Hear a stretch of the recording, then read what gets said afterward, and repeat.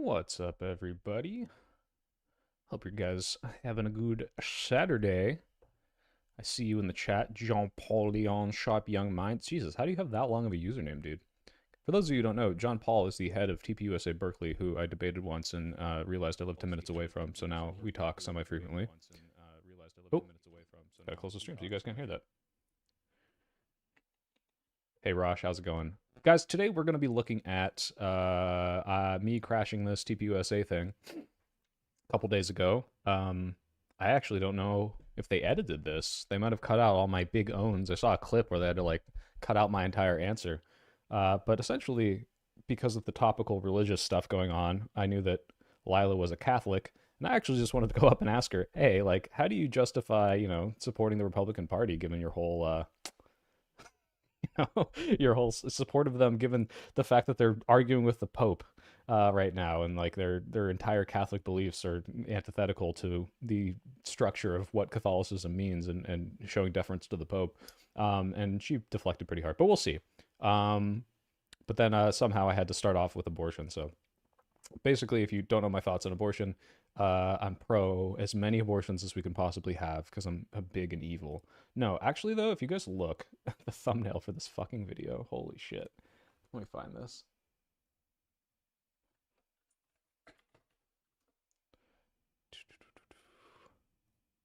Look at this, guys. Look how evil they made me look. I know I was very tired, don't get me wrong. But they made me look like I'm some sort of Kurhan. That's low def. Can I make this bigger?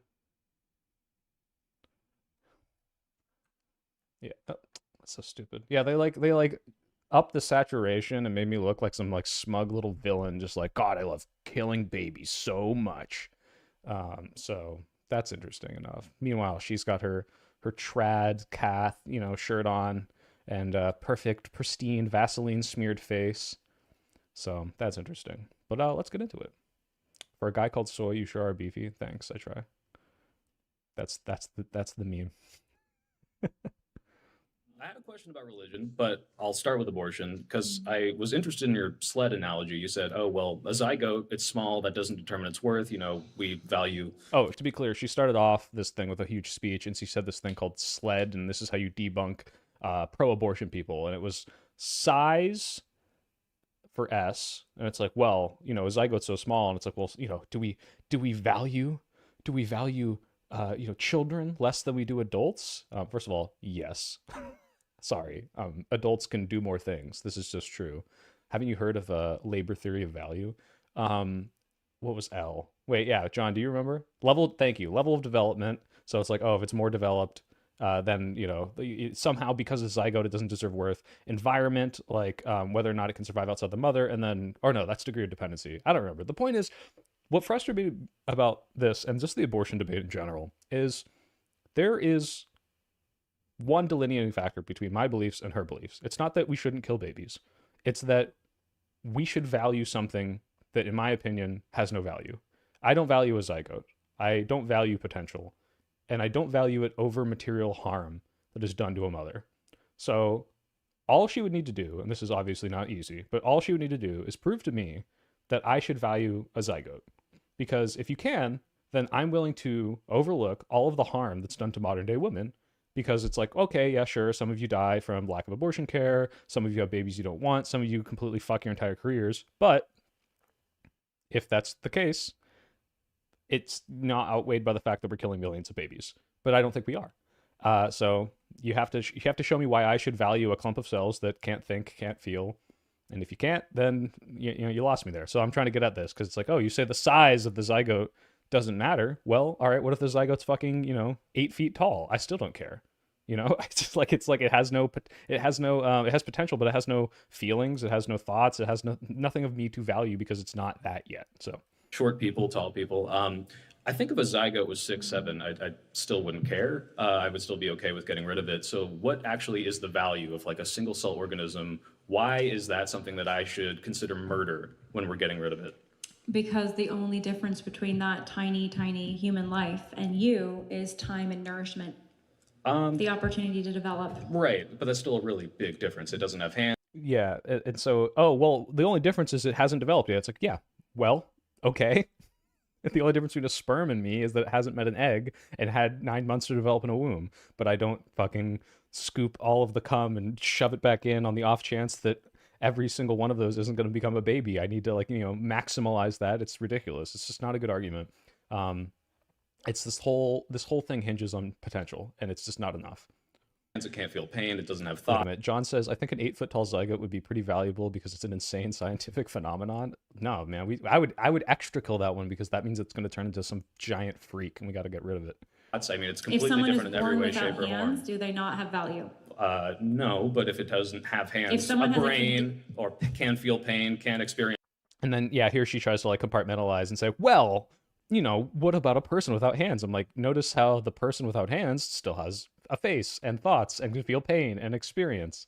Thought, and as a single cell organism, it doesn't really have a lot If of someone value has a to me. condition where they can't feel pain. You keep saying someone because you're Yes. saying personhood, right? Personhood is any human life, but can you really look at a single cell and say that's a person? Yes, 100%. In what capacity is it a person like me and you? I would say it's a person as much as you and me because it's In an what individual human capacity? life.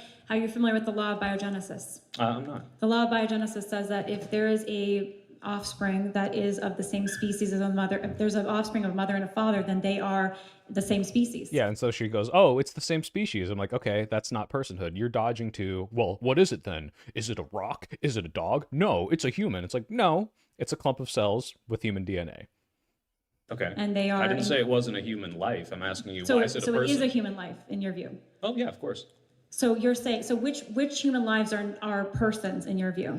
I think personhood comes from consciousness. It comes from a personality that develops over time. So it's really hard for me to look at something that has zero capacity to do anything a human born or even weeks prior to being born can do and say that's a person. So you're saying that in order to be a person, you need to be conscious or have consciousness? At Where's least the your standard? capacity for consciousness, at least the capacity for thought, the capacity for pain, the capacity for a lot of things that a zygote simply doesn't have. Well, let's explore that more because your argument is that if you don't meet the standard that you're trying to define here, then it's okay for someone to kill you. Well, I don't That's think where it's you're killing, going with but this, right? yeah, pretty much, yeah. You can be aborted, you can be killed Yeah, if sure. you don't have the standard. So it's very important. If you're going to argue for some people to be killed, that it's okay to kill them, you need to be crystal clear about who these people are. So she does this a lot during this conversation where she does this, like, hey, shouldn't we err on the side of caution? And I wish I had articulated this better.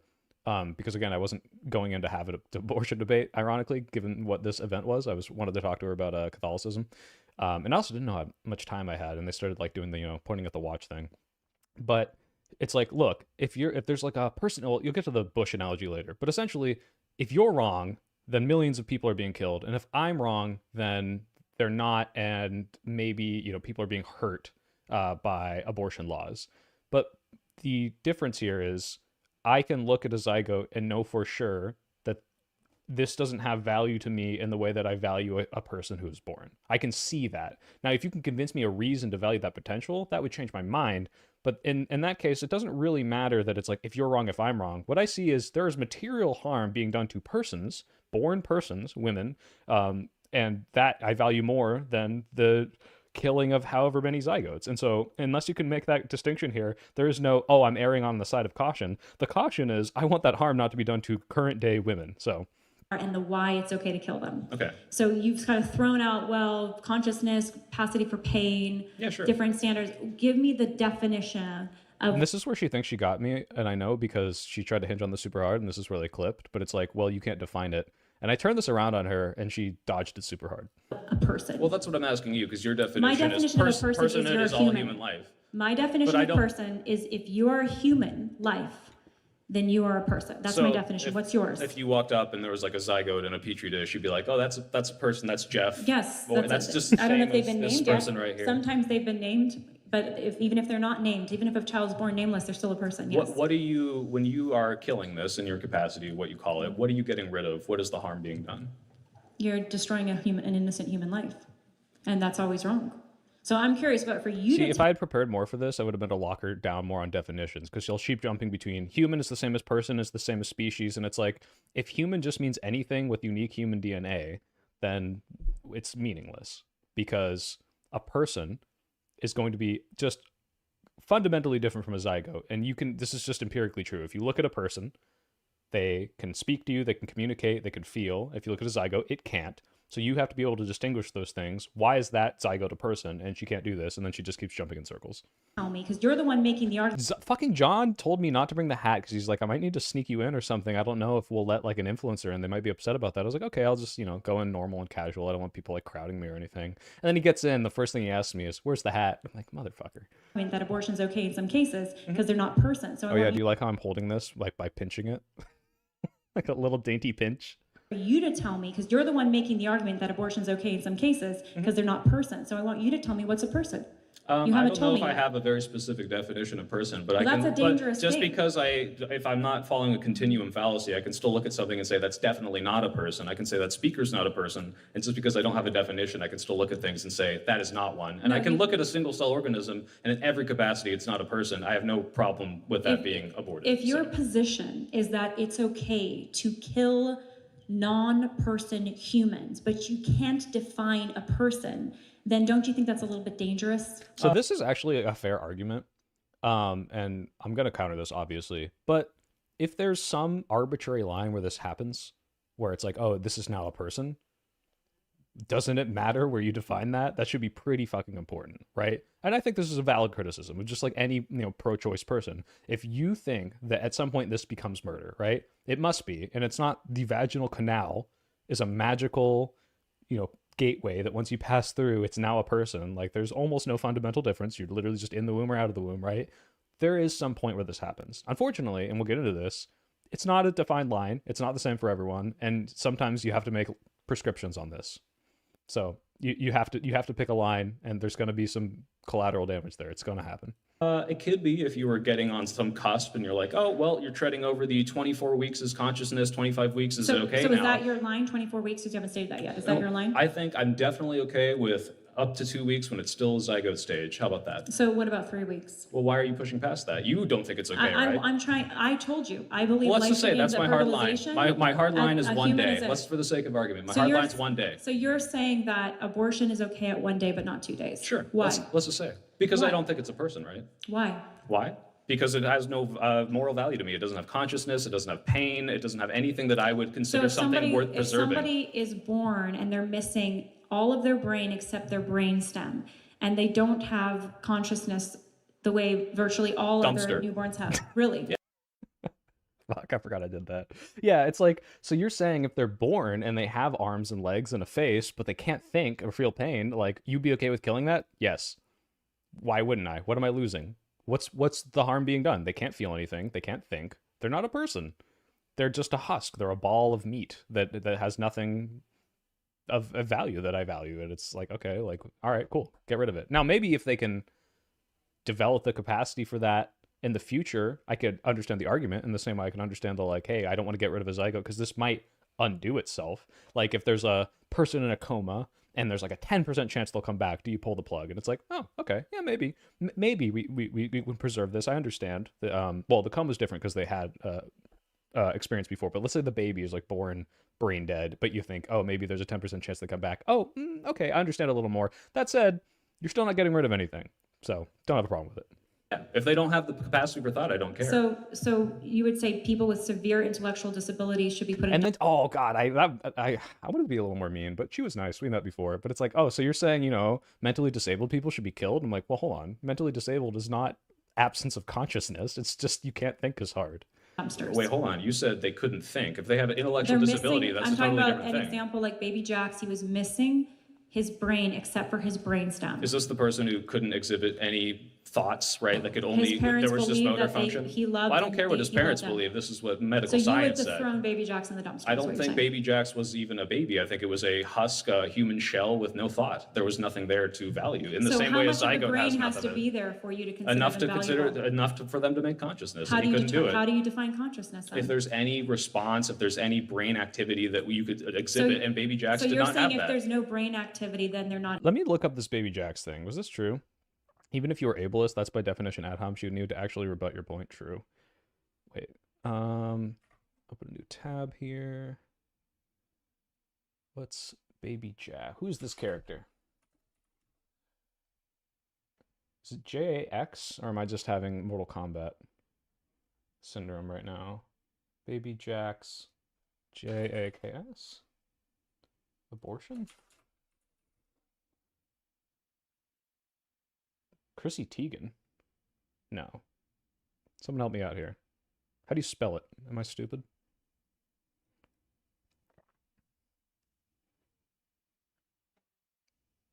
Soy Pill sending Baby Jacks to the summer. Is it a meme? No, it's a real thing, right? This was like a real story about a real person, I thought. I've heard her like speak about this before, so that's what I thought she was referencing. Oh, Jackson Boole. Okay, let me look that up. Thank you. Jackson Boole. Oh my god. It still have a brain? Alright, let's see this. Jackson Emmett Boole was an American child known for being born missing 80% of his brain due to microdranencephaly, a rare birth defect and neurological condition with the traits of both microcephaly, an abnormal small brain, and hydranencephaly, where parts of the brain are replaced with fluid. After his first birthday, his parents began posting regular updates. They made a GoFundMe. They said he would not survive more than a few hours. He went on to live for 5 years. His condition was discovered from his mother. She and her husband were offered the option of abortion. They declined. Okay. Okay, hold on. I need to know what actually he could do. Constant seizures fed through a feeding tube. Jesus. Even if they were conscious, this is one of those like, okay, you can live, you can never develop, you're constantly just in pain and agony, but I don't want to kill you. It's like, oh man. Over time, public attention brought both support and criticism. Blah, blah, blah, blah, blah. Okay, here. This looks good. The father of the baby, who celebrated his first birthday despite being born with a rare birth defect, has responded to critics saying the family should have aborted it. Jackson turned in August after doctors gave him just days to live. He had microhydranencephaly, blah, blah, blah, blah, blah. I'll never understood how choosing to carry Jackson and give him a chance to survive could ever be considered selfish. How is killing him immediately the better alternative? First of all, just by the pictures, this doesn't look like a completely brain-dead baby, but, you know, it's hard to say. Doesn't have a brain, but disorder, we did make sure. Tell me what he could do. I want to see the skills. Show me the par sheet. Show me the show me the stats.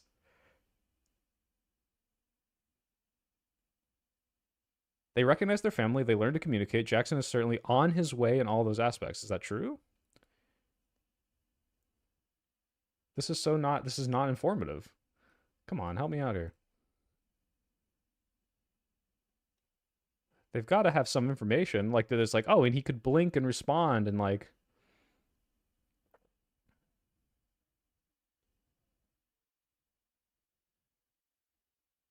I love you so much. No, this is just like sadness. Okay, is there like a what could he actually do? He defied the odds how? Because he lived longer than a few days, or because he actually like showed brain activity and did things? No doctor could tell us what was wrong, what to expect. We didn't make sure to ask if he was in pain or suffering, and we asked if there were any risks. Since the answer to both questions was no, well, if he's not in pain and he's not suffering, then obviously abortion isn't necessary. If he's having seizures and being fed through a feeding tube, then I would consider this pain and suffering. But maybe they said no because he didn't have the capacity to experience it. So it's Tim Pool when he removes the beanie. Oh, God. Had there been any suffering other than Jackson possibly not being able to live outside the womb because of his concern, then we certainly would have had a different discussion. He can't eat on his own, relies on a feeding tube, but his dad tells him that's the only differences between him and most other children. I want to hear what the doctors are saying. This is so unhelpful. Does anyone fucking have something? Oh, okay, here we go. Here's a YouTube video. We begin with a poignant story tonight of love and sacrifice in the face of overwhelming odds. A young couple learns their child will be born with a debilitating medical condition, and they bring him into the world. This is so, like, why is this a fucking news story? I hate this. This is like news at 11. Family suffering? Like, shut up. Anyway, now these parents have a medical marvel on their hands. Here's ABC's David Wright. For Brandon and Brittany Buell, the first serious curveball of parenthood came the day after their 17-week ultrasound. These are his legs, His hands and feet are in the air like this. Breaking news. Look at my weird baby. Yeah, like what? This is so depressing. Why is this news? The scan where the couple first found out they were having a baby boy. The ultrasound tech was acting strange. She got really quiet, and when she got to his head and was measuring it, she didn't say a word. Then, the very next day, the phone rang with sobering news. They told me he had spina bifida. Wow. And how did you process that? I don't really know. I didn't really process it at the time. I couldn't really believe it. Turns out that initial diagnosis was wrong, but the scan showed a severe brain abnormality. Now this is good. I think most people would be more likely to terminate a pregnancy where this is the prognosis after watching this. If that was the intention of making this segment, maybe. Their son's head was not forming properly, the brain almost non-existent. Miraculously, Jackson survived. He's now just over a year old. The doctors didn't expect him to. In fact, it was the sort of pregnancy where doctors, as gently as possible, mention the word termination. Abortion is much too charged a word. It wasn't until That doesn't seem like brain dead. There's crying and responses happening. 3 weeks pregnant that it was brought up. About the options. That we had the option to terminate in the state of Florida until 24 weeks. To put it bluntly, many American families faced with that 17-week scan would not have brought this baby into the world. How many fingers do I see? Jackson's parents 1, 2, gave him a 3, chance. 4. Where do they come from? I can't say, but I bet they have come a long, long way. But in a way, this is the essence of that debate, isn't it? It can be if anybody wants Sort to of. turn Some it people into take it that way, but Just to be clear, I'm reevaluating my position on this. Like, don't get me wrong. If I knew this was going to be its life, might have aborted it. But this doesn't seem as brain dead as I was led to believe. we don't try to take it that way. Hi, handsome. They did think about termination. I would feel terrible doing something like that. But if they were to tell me he was going to suffer, or he would be in pain, or my life was in jeopardy, then my thought process might have been different. We're Christian and we believe in what we believe in, but we still are going to do the best thing for our family, for Brittany, and ultimately for Jackson. And this is Jackson today, severely disabled, but thriving. For us, this just seems normal. We don't have another child. Brain dead people will sneeze, cough, appear conscious at times. They have involuntary reactions, not really indicative of higher order thought or brain function. Well, I don't know if it needs to be higher order. Like, if this baby can cry, is it just like a complete like instinctual response, or is it in response to like feeling uncomfortable? If it feels uncomfortable, that means it experiences uncomfortableness. It feels that pain. It feels, it's not happy. And like whether or not that's like I'm thinking happy or I am experiencing some like discomfort and my body says to cry when I do this, like, I don't know. That's like, let's say it's like lobster level. I don't think we should fucking just stab lobsters. This is the first one. Even just bathing him is a task that requires both parents. You okay with your toys? Was that a yes or was that a no? Where do you put his happiness? He's happy almost all the time. He's just like any other baby. He's teething and gassy, so he's cranky often. There you go. Good job. And he is the sweetest baby. I know we're biased, and that's fine. But Every parent is. yeah, of course. But Jackson is not like most other babies. Here's what his brain should If I have. put in a 2 times speed, it looks like there's more activity. I think this is kind of cheating, but Like. Instead, this is Jackson's brain. Only a year wow. Jesus. later did neurologists at Boston's Children's Hospital come up with the proper diagnosis. Yeah, no, if he can feel pain, then I'm not fully sold on the entirely brain dead, no response thing. However, that's also an argument to abort it. Like, I don't want this like child to live 6 years, never experience anything, and then just die in darkness and agony. So Microhydrate and stuff like. Dr. Heather Olson saw Jackson in August. How much of the brain is there? So very little. Will he ever be able to talk? I would be shocked if he could. Will he ever be able to walk? Independently, very unlikely. There's no prognosis. Doctors are surprised he's made it this far. Do you have any sense as to how long he can survive with this? I don't know. I don't have a crystal ball. It really depends on the medical complications. Such a good boy. He's only made it this far with the help of his parents. Jackson gets nutrition through a feeding tube. Burping him involves removing the excess fluid directly from his stomach. He sometimes suffers from like looking at this, I can't blame the parents at all. Like, especially if they're just anti-abortion in general. It's like this, if you say like this is a baby, this is a baby. Insofar as like they act like a baby, they're not independent like a baby. They make baby noises. They burp and fart and all that crap. Like, I couldn't blame them. So I don't know about this. Typically, I refer anencephaly cases where the part of the brain responsible for consciousness is unable to produce it. mild seizures. Even when he's really calm, sometimes he'll go into a slight seizure. Is he suffering? I don't think so. He was irritable when I saw him, and there's nothing about this that causes. See, like, if the doctor's saying he was irritable, is this can't just be, this reminds me almost of like when people are like, oh, like they just now are like, doctors can feel pain. And it's, doctors, lobsters can feel pain. It's like, yeah, no shit. Like, the idea that they couldn't like experience this is like, this makes perfect sense to me. I think that should be the intuition. And then if you can prove they can't, that's a different story. But if he is irritable implies like all right, like something in this brain is causing discomfort, and it's not just hey, make this noise. It's like genuinely like, ooh, I'm stuck, or I feel sticky, or I feel hot. Like, if they can experience that, I would consider this a level of consciousness that is not brain dead. pain per se. Pain and suffering are not necessarily the same things. In the end, the doctors themselves say that science alone can't answer that question. And what is his quality of life? Again, I met him once, so I don't have a full appreciation of that, but I would ask his parents. Can you press the buttons? How he's able to see the lights on his toy turtle is baffling because the cerebrum is so small as to be practically non-existent. You gotta press the button. Mommy can't do it for you. I'll remind you. See the big red button? You put your hand and then you press it. Like that. And yet his parents, who spend so much I was time gonna say, are we gonna watch him like hit a button and then they do it for him, and it's like, is there anything happening in there?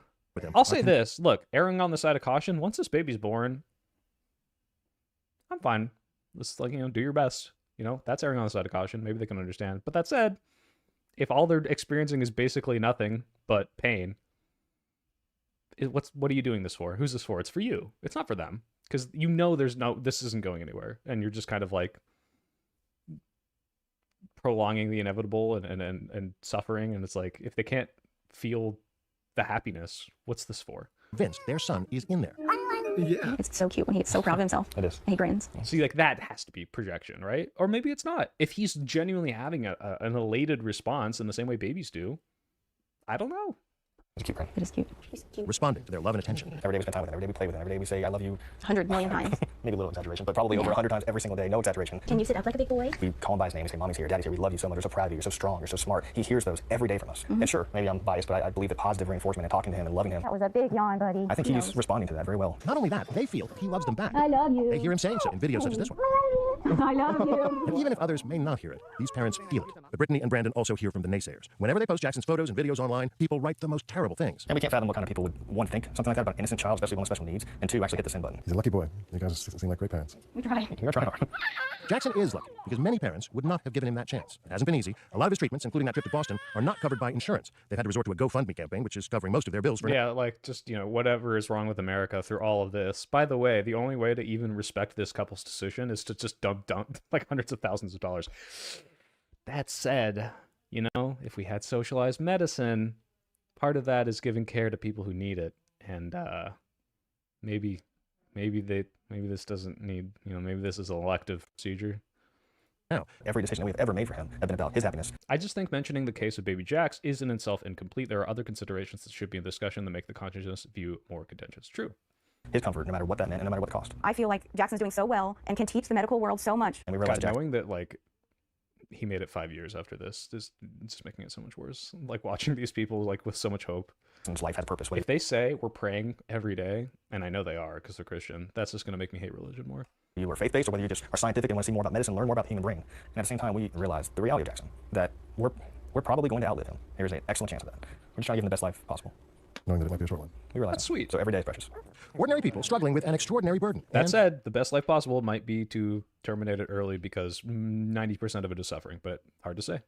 I would be going to every single doctor trying to figure this out. Doing it with love. I'm David Wright for Nightline in Tavares, Florida. Yeah, that really didn't tell me anything I needed to know, but I guess it made me a little more sympathetic to them. But let's see.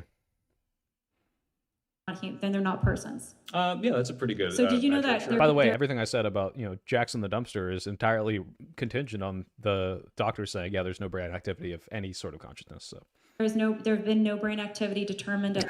If Baby Jax called someone the N-word, he would make 10 times the money from conservatives on the GoFundMe. True. If only he had the capacity for slurs. Different times and then brain activity. I don't know why I was doing. I wanted to do something with my hands and I didn't want to like just put it on my hips, but the thing was so thin, so I couldn't like grip it like I don't know what I was doing there.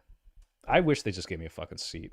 It comes back. Do you know that? Oh, that's possible. Like people can go into comas or be dead. Yeah, but there's a So would previous you say they're not there's a previous consciousness to speak So of. now you're changing the definition. You're not saying it's when No, they I'm have not changing active it at all. consciousness. You're saying they had to have it previous at some point. Well, of course, yeah. I mean, if you have a zygote which has no previous thing, obviously it has no worth, it has no thoughts. But And if then if you have something that consciousness- had consciousness and went to sleep or lost some sort of brain activity, but then it came back, there's Yeah. clearly something there that you're valuing, no? So I don't think that you are only your brain or your body. I think you're also your Well, soul. yeah. I mean, you believe in I love that she brought this up because I'm like, cool. This just makes you look stupid. Like, God, you believe in soul, you believe in a lot of Yes, things that I and I believe. you didn't bring the propeller hat, so you had to demonstrate by being soy, daintily clutching the stand. Yes. I think But there's that's tons irrelevant. of scientific evidence for the soul. Are you familiar with near-death experiences? Yes. Okay, and you're familiar with out-of-body experiences where the brain is basically shut down, they're having a death experience, there's no brain activity, Sure. and then they're outside of their body and they can see, and this has been tested, there's thousands of these stories. This is, like, how can you be religious and be like, by the way, this has been tested and is scientifically true that souls exist? And it's like that you don't believe in faith. Like you're just like, yep, it's objectively true. We witness God. And the scientists with all due can't respect, explain them. I don't Just to care. finish, I just don't care. Well, Like you this should is care. well, no, because You should care. you're extrapolating and projecting your just to religion finish, onto a scientific in these phenomenon. situations, what happens in these stories is that people have a cessation of brain activity. This is what you should say to any time anyone makes a religious argument. Just say, I don't care. Because you shouldn't. It's irrelevant. Coma, and they are outside of their body and they can see what's happening, and later on when they come back to life they report. I had it like this is why I miss 2012 hat tipping atheists. Okay, when people make these arguments to you, you got to make something just as absurd, right? You know what? I had a dream, and in my dream I felt like it was so real and I could see myself, and I talked to God, and then they say, oh, well, that's ridiculous. And it's like, why is that any less ridiculous than what you just said? Oh, because more than one person did it? Oh, okay, cool. Like, this is so stupid that you can't hinge any argument on this. It's just completely irrelevant. What the hospital... That's why every time I'm always like, actually, God's speaking to me right now. He says you're wrong. And it's like, oh, that's ridiculous. I'm like, why? It's exactly what you're doing. Sorry. What it looked like outside, what was happening in the room, even though their body was not operating, right?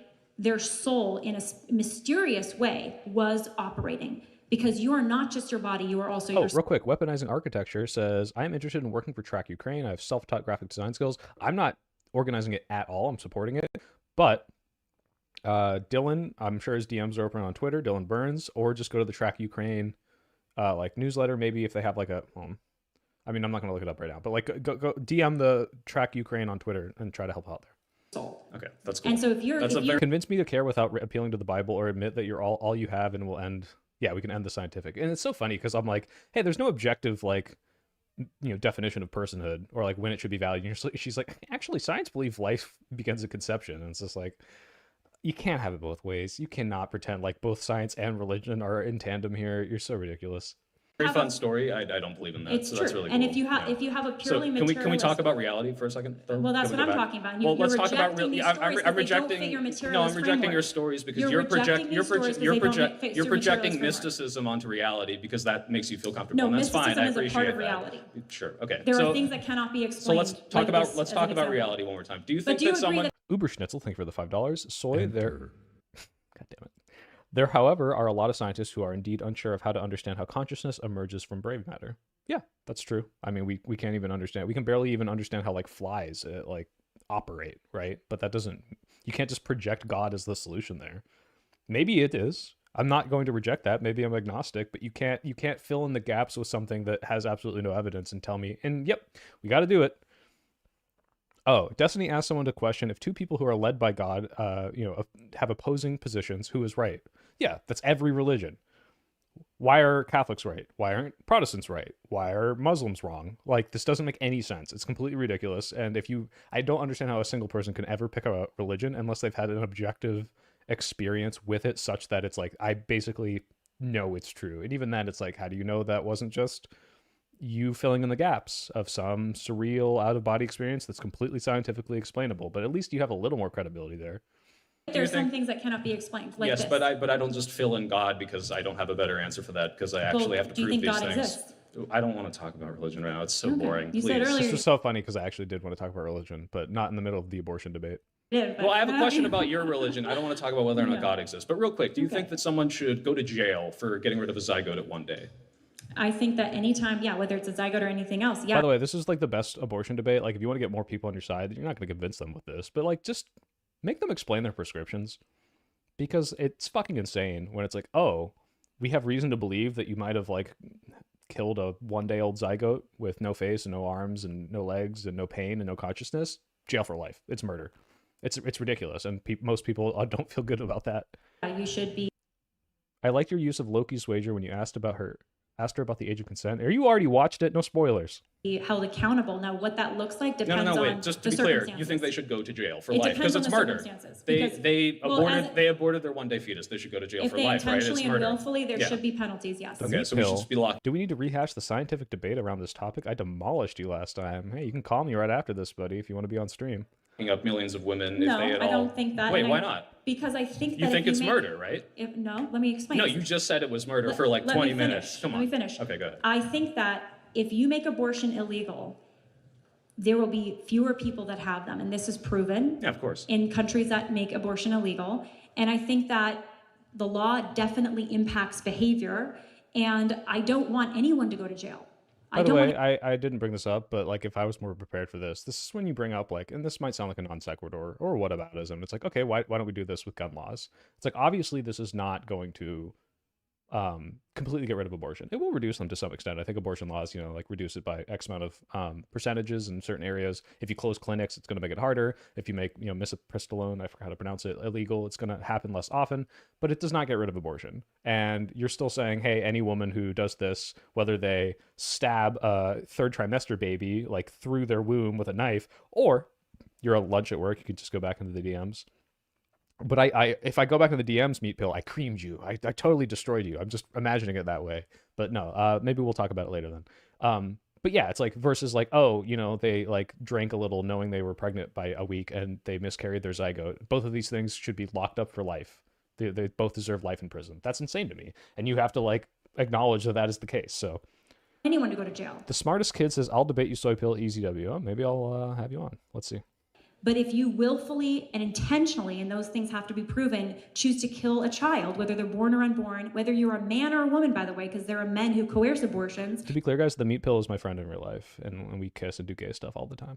Then yes, you should be held Or accountable. trans men, I agree. That's very brave Or of what? you. Trans men, I appreciate that you're speaking Sure. up for the pregnant trans men of Berkeley. Whatever you No, want that was to just call me trying to yourself, do a if you stupid intentionally gotcha. kill an innocent human life, I think there should be criminal penalties. Okay, I think that's an insane society to live in. But Well, that's a society we wanna ask live my in real for your question. life.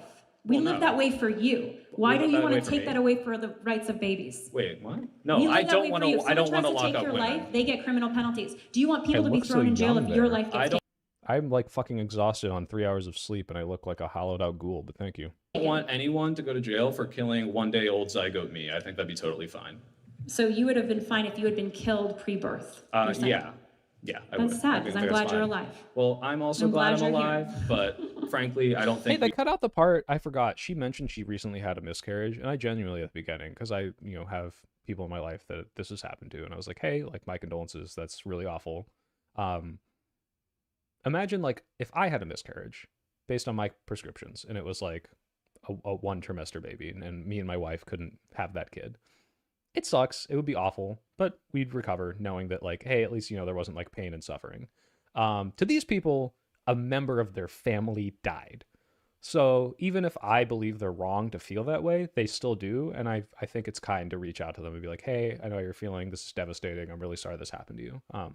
So we can speak on the personhood And of a I- zygote where we don't know the potential of what they're actually going to be, and it's totally fine to get rid of. Well, you can make that Let me- argument about a newborn, and I don't buy it. If you're a human, your No, I life, think you they get have protection. thought and pain, and you have this video where everyone's emotionally reacting to a baby getting shredded, but they can't feel that and they can't think about it, and I just don't care. Like it's frankly. yeah, they showed this video of like, oh, this is how an abortion is performed. They put the forceps in, they rip the legs off, and the baby is torn apart like it's in a blender. And it's like, okay, is this before it can feel pain? I don't care. I don't care that it looks like a baby. If it can't feel that, this doesn't matter to me. It would be no different of if I snap my fingers and it disappeared. If I fetus deletist with the wand, it's like whatever. Like you could fucking stab it. It's not feeling anything. It's fine. Whatever. something So you're that saying if you're someone- not causing actually direct harm to anything Yeah, I at mean, that point. you've so. thrown out a lot of these different, I would call them very arbitrary then standards the mic for fell out of determining stand. personhood and protection from lethal violence. And Well, you you've can thrown call it out- arbitrary, but you can Oh, look does Soy's position on abortion commit him to veganism? Yes, if I was consistent. I am logically a vegan, and I don't live my truth. And this makes me a worse person. And I'll be vegan, guys. I'm going to transition. I'm half holding out for lab-grown meat, half waiting for a vegan baddie to come and force me to be vegan. So a fully formed human being and a single cell, which you yourself with your own eyes could not distinguish from any other type of cell and say, yeah, those are both people, even if you didn't know it was a human cell. So I think yours is a little more arbitrary than mine. Well, you haven't even been able to note when this arbitrary line is. When it would be okay for somebody to be killed. Yeah, but your own not. definition doesn't actually explore personhood to the same extent to have a consistent way, right? But you can say, hey, a single cell organ. Will I eat zygotes instead of meat? I think that eating a zygote would be morally better than eating meat, because meat requires you to kill a conscious being. So, like, you know, zygote protein bar, morally more justifiable. Yeah, it's basically what eggs are. Less than 1% of abortions, the dilation extractions, are what they call partial birth abortions. They're done to those are done to wanted pregnancies because of the mother's life at stakes. Yeah. That's a person, but you yourself can't distinguish between that single cell and any other type of single cell that looks exactly the same to you. You have to know that it's a human to be able to call it a person, but materially that thing is not a person to you in any way, shape, or form the way you interact with the person in real life. So well, it's just absolutely ridiculous. A person materially, but a human materially, but yeah, not in reality, not the way. Yeah, so she just doesn't acknowledge this. Like this is like the fundamental disagreement with me and pro-lifers. You have to look at a cell, and you only value that once I tell you it's human, because you value that potential, and I don't. That is the fundamental difference. But then they rest all of this on the moral language of, that's a baby. That's a human being. You're killing a human being. It's like, no, I'm not. It's not a human being. It's going to become a human being. And if you value that potential, that's fine. That's our disagreement. And I don't think people should go to jail for snuffing out potential of something that didn't have the potential yet. If you're, you know, stealing from someone, their current, like their potential in real life, like they already exist. They could feel the effects of that. If they don't exist yet as a person who has thoughts and consciousness, I just don't care. Here's the thing. If you don't know what something is, let's say there's something that's in a bush. Imagine with me for a minute. You hear rustling in a bush. You're out hunting. I don't know. Do you hunt? Right. I don't know if you hunt. I don't hunt. If it's a fetus, I'm taking the shot. I'll say that. So if you hear something rustling in the bush, guys, if a fetus was going to ambush you in the bush and you didn't know what its intent was, would you take the shot? I would. Know what it is. Yeah. Are you okay shooting? I mean, if life is not in present danger, probably not. No. But let's say there's humans that may have been around. This analogy is so stupid, because it's like, we know what a fetus is. It's not like, this is all about like, oh, the level of caution that you're taking. Okay, but unfortunately, this is not analogous, because it's not like the womb is a bush and I can't see inside and I'm like, is it alive? Is it dead? Does it feel pain? Does it not? I don't fucking know. Would you consider a pause before shooting? Do you think Trump is genuinely pro-life? I'm sure Trump has had and paid for many abortions, so no.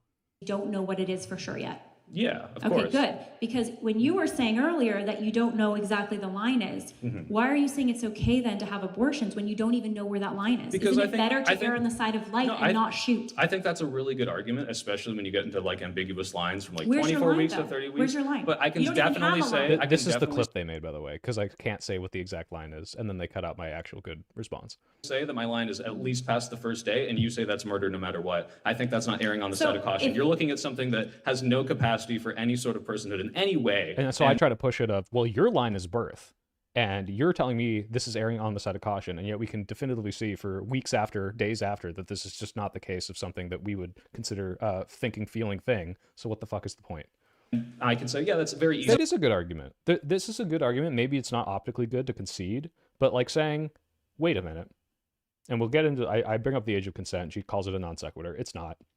But it's like, okay, if let's say I drew the line at 20 weeks, is 19 weeks and 6 days okay? What's the difference between 19 weeks and 6 days and 20 weeks? The answer is probably nothing. There's probably not going to be a day's worth of development that changes that. That's not the exact day that they're going to feel pain. But unfortunately, that is how you make prescriptions in society. You cannot cover every edge case. If we had a way to test for capacity for thought, that should be how we do it. But because we can't, we have to draw the line somewhere. And I think the edge cases are not enough for me to say, well, therefore we should have no line. I'm going to say, I have no moral qualms getting rid of that. I will be very happy. By that point, the gestational rights of a fetus begin to be at odds with the mother's rights, and the anti-choice crowd arbitrarily prioritizes the fetus over the grown human being. I don't think so, because the mother's rights thing is a hard argument for me, because if you do believe it's a person, and I don't, but if you do, then one of them is killing that person, and the other is depriving that mother of autonomy. And I don't think you should be able to kill someone to, like, the whole, like, oh, you wake up and you're, what is it, attached to like a violinist or whatever. It's like, I don't think you should be able to kill them to get your autonomy back. If basically it's elective, but then you can get into the whole, like, what if you didn't mean to have the baby, or what if you were raped, and it gets a little complicated. But I think the autonomy argument, it's a lot more messy than just, I don't think it's a person. If you've come here today and you said, okay, I agree with you, Lila, after the first day, I oppose taking that life. You think the violinist argument is rage bait? I don't know. I think it's a good thought experiment. Why is it rage bait? Okay. Is that where you're at? I don't think you would be. You think I'm I would okay. be- I would see You that as think I'm huge okay progress. with murdering? No, I would see so that as many huge zygotes that are a progress. day. Well, No, it's I would see it progress. as huge That's not progress. my line, clearly. But Well, what is obviously, your you line? think it's murder. What is your line? I don't want to discuss my line. Actually, can I ask you my religion question? You are here to. By the way, the reason I deflected there was because I think John was like, oh, we're running out of time. Next person. And I've been talking the most. And I'm the first person up. So I'm like, I really came here to ask this one question. I'll do a little abortion. But now we've been going on for 11 minutes and I want to ask it. But we'll get into it. Under their framework, it's internally consistent, but they haven't established fetal personhood. Yeah, of course. Support abortion, and you won't tell me when you think well, it's okay. no, I'm here to And contribute you're to the saying I see Miguel here in the back. Look at him. that somehow I'm the one with unreasonable standards. You don't even have because a standard. then we'll have a whole conversation about consciousness. I think it's around 20 to 24 weeks. We You can talk think about it's that. around. So Yes. you are We can dooming talk a about whole that. group of people, humans, to death. You're saying they should. What? All the comments on this YouTube channel that's a pro-life abortion like advocacy campaign are hating on me, the person who's advocating for the murder and genocide of millions of babies? That's crazy that they're also mean to me. You get no legal protection. I would shoot. There's a discussion to be had on the violinist argument, but I think once you get into it, it collapses pretty easily. You're going to have to type me, I demand a whole essay delivered to my front door by tomorrow. Into the bush. It doesn't matter. And I think it's around 20 or 22 weeks. Yes. Don't you think that's a little concerning that you're okay No. with a whole group of people being killed and you just because you think it might be around this line? What if they're 19 weeks old? It's fine. Do it. Why? Well, because we have to define the line somewhere. Your age of the age of consent, but that right? line It's is 18. necessarily I love this because it's like, oh, I'm going to attack your arbitrary line. And so I'm like, okay, should a 15-year-old have sex? Like, and she just completely flounders here. You have several essays on the argument. All right, well, email them to me, buddy. Maybe I'll look at one. Do you think the age of consent? Do you think the age of consent should Why be 18? not 19 weeks? Do you think the age of consent Wait, should be why 18? not? I'm trying Do to you get think? your Well, line. I'm trying Why to not I'm trying to 19 dig weeks? down into your argument here. Do you think the age of consent should be 18?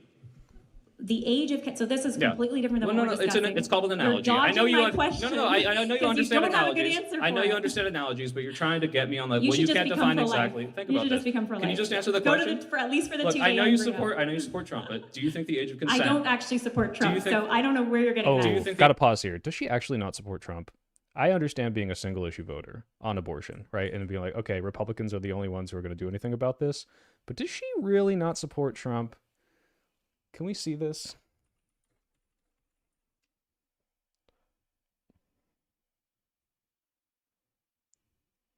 When Lila Rose met President Trump.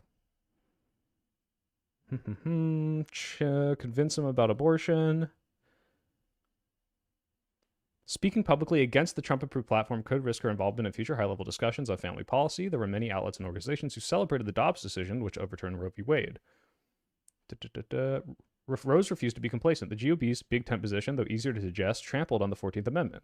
Without the right to life, no other rights are possible. Good luck with any other freedoms and securities. Children have to come first. I asked if she feared taking such a bold stance for life amid the capricious political current. Rose replied, no. Without some indication they will work to make our nation a safer place for preborn children, they are making it impossible for pro-life voters to support them.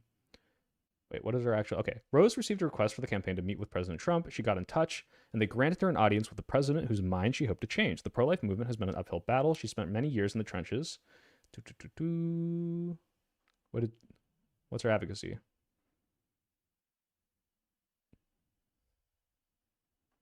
This is so nothing. Talk about her political views other than abortion. I know it's hard. No.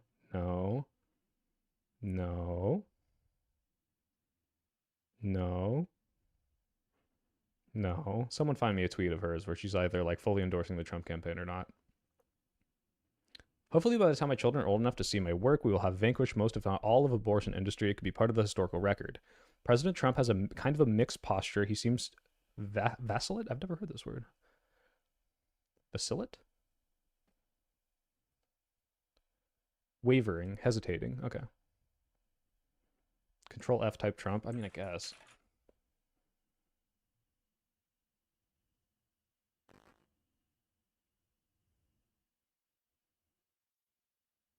This isn't enough though. She just says like obviously she's gonna vote for the Republican Party, right? Like this makes sense, but like my understanding was she was like MAGA.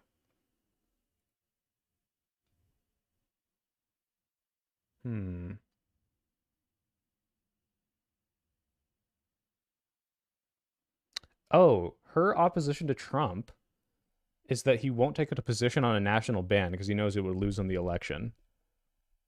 She's always had reservations about Trump's anti-abortion bona fides after years of shifting positions. He hinted that he would sign federal abortion legislation, but walked it back.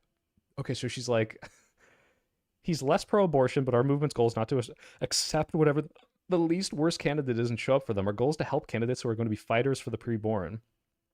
So she's literally like, he's not extreme enough, therefore I'm not enough of him. That's fucking crazy. Okay.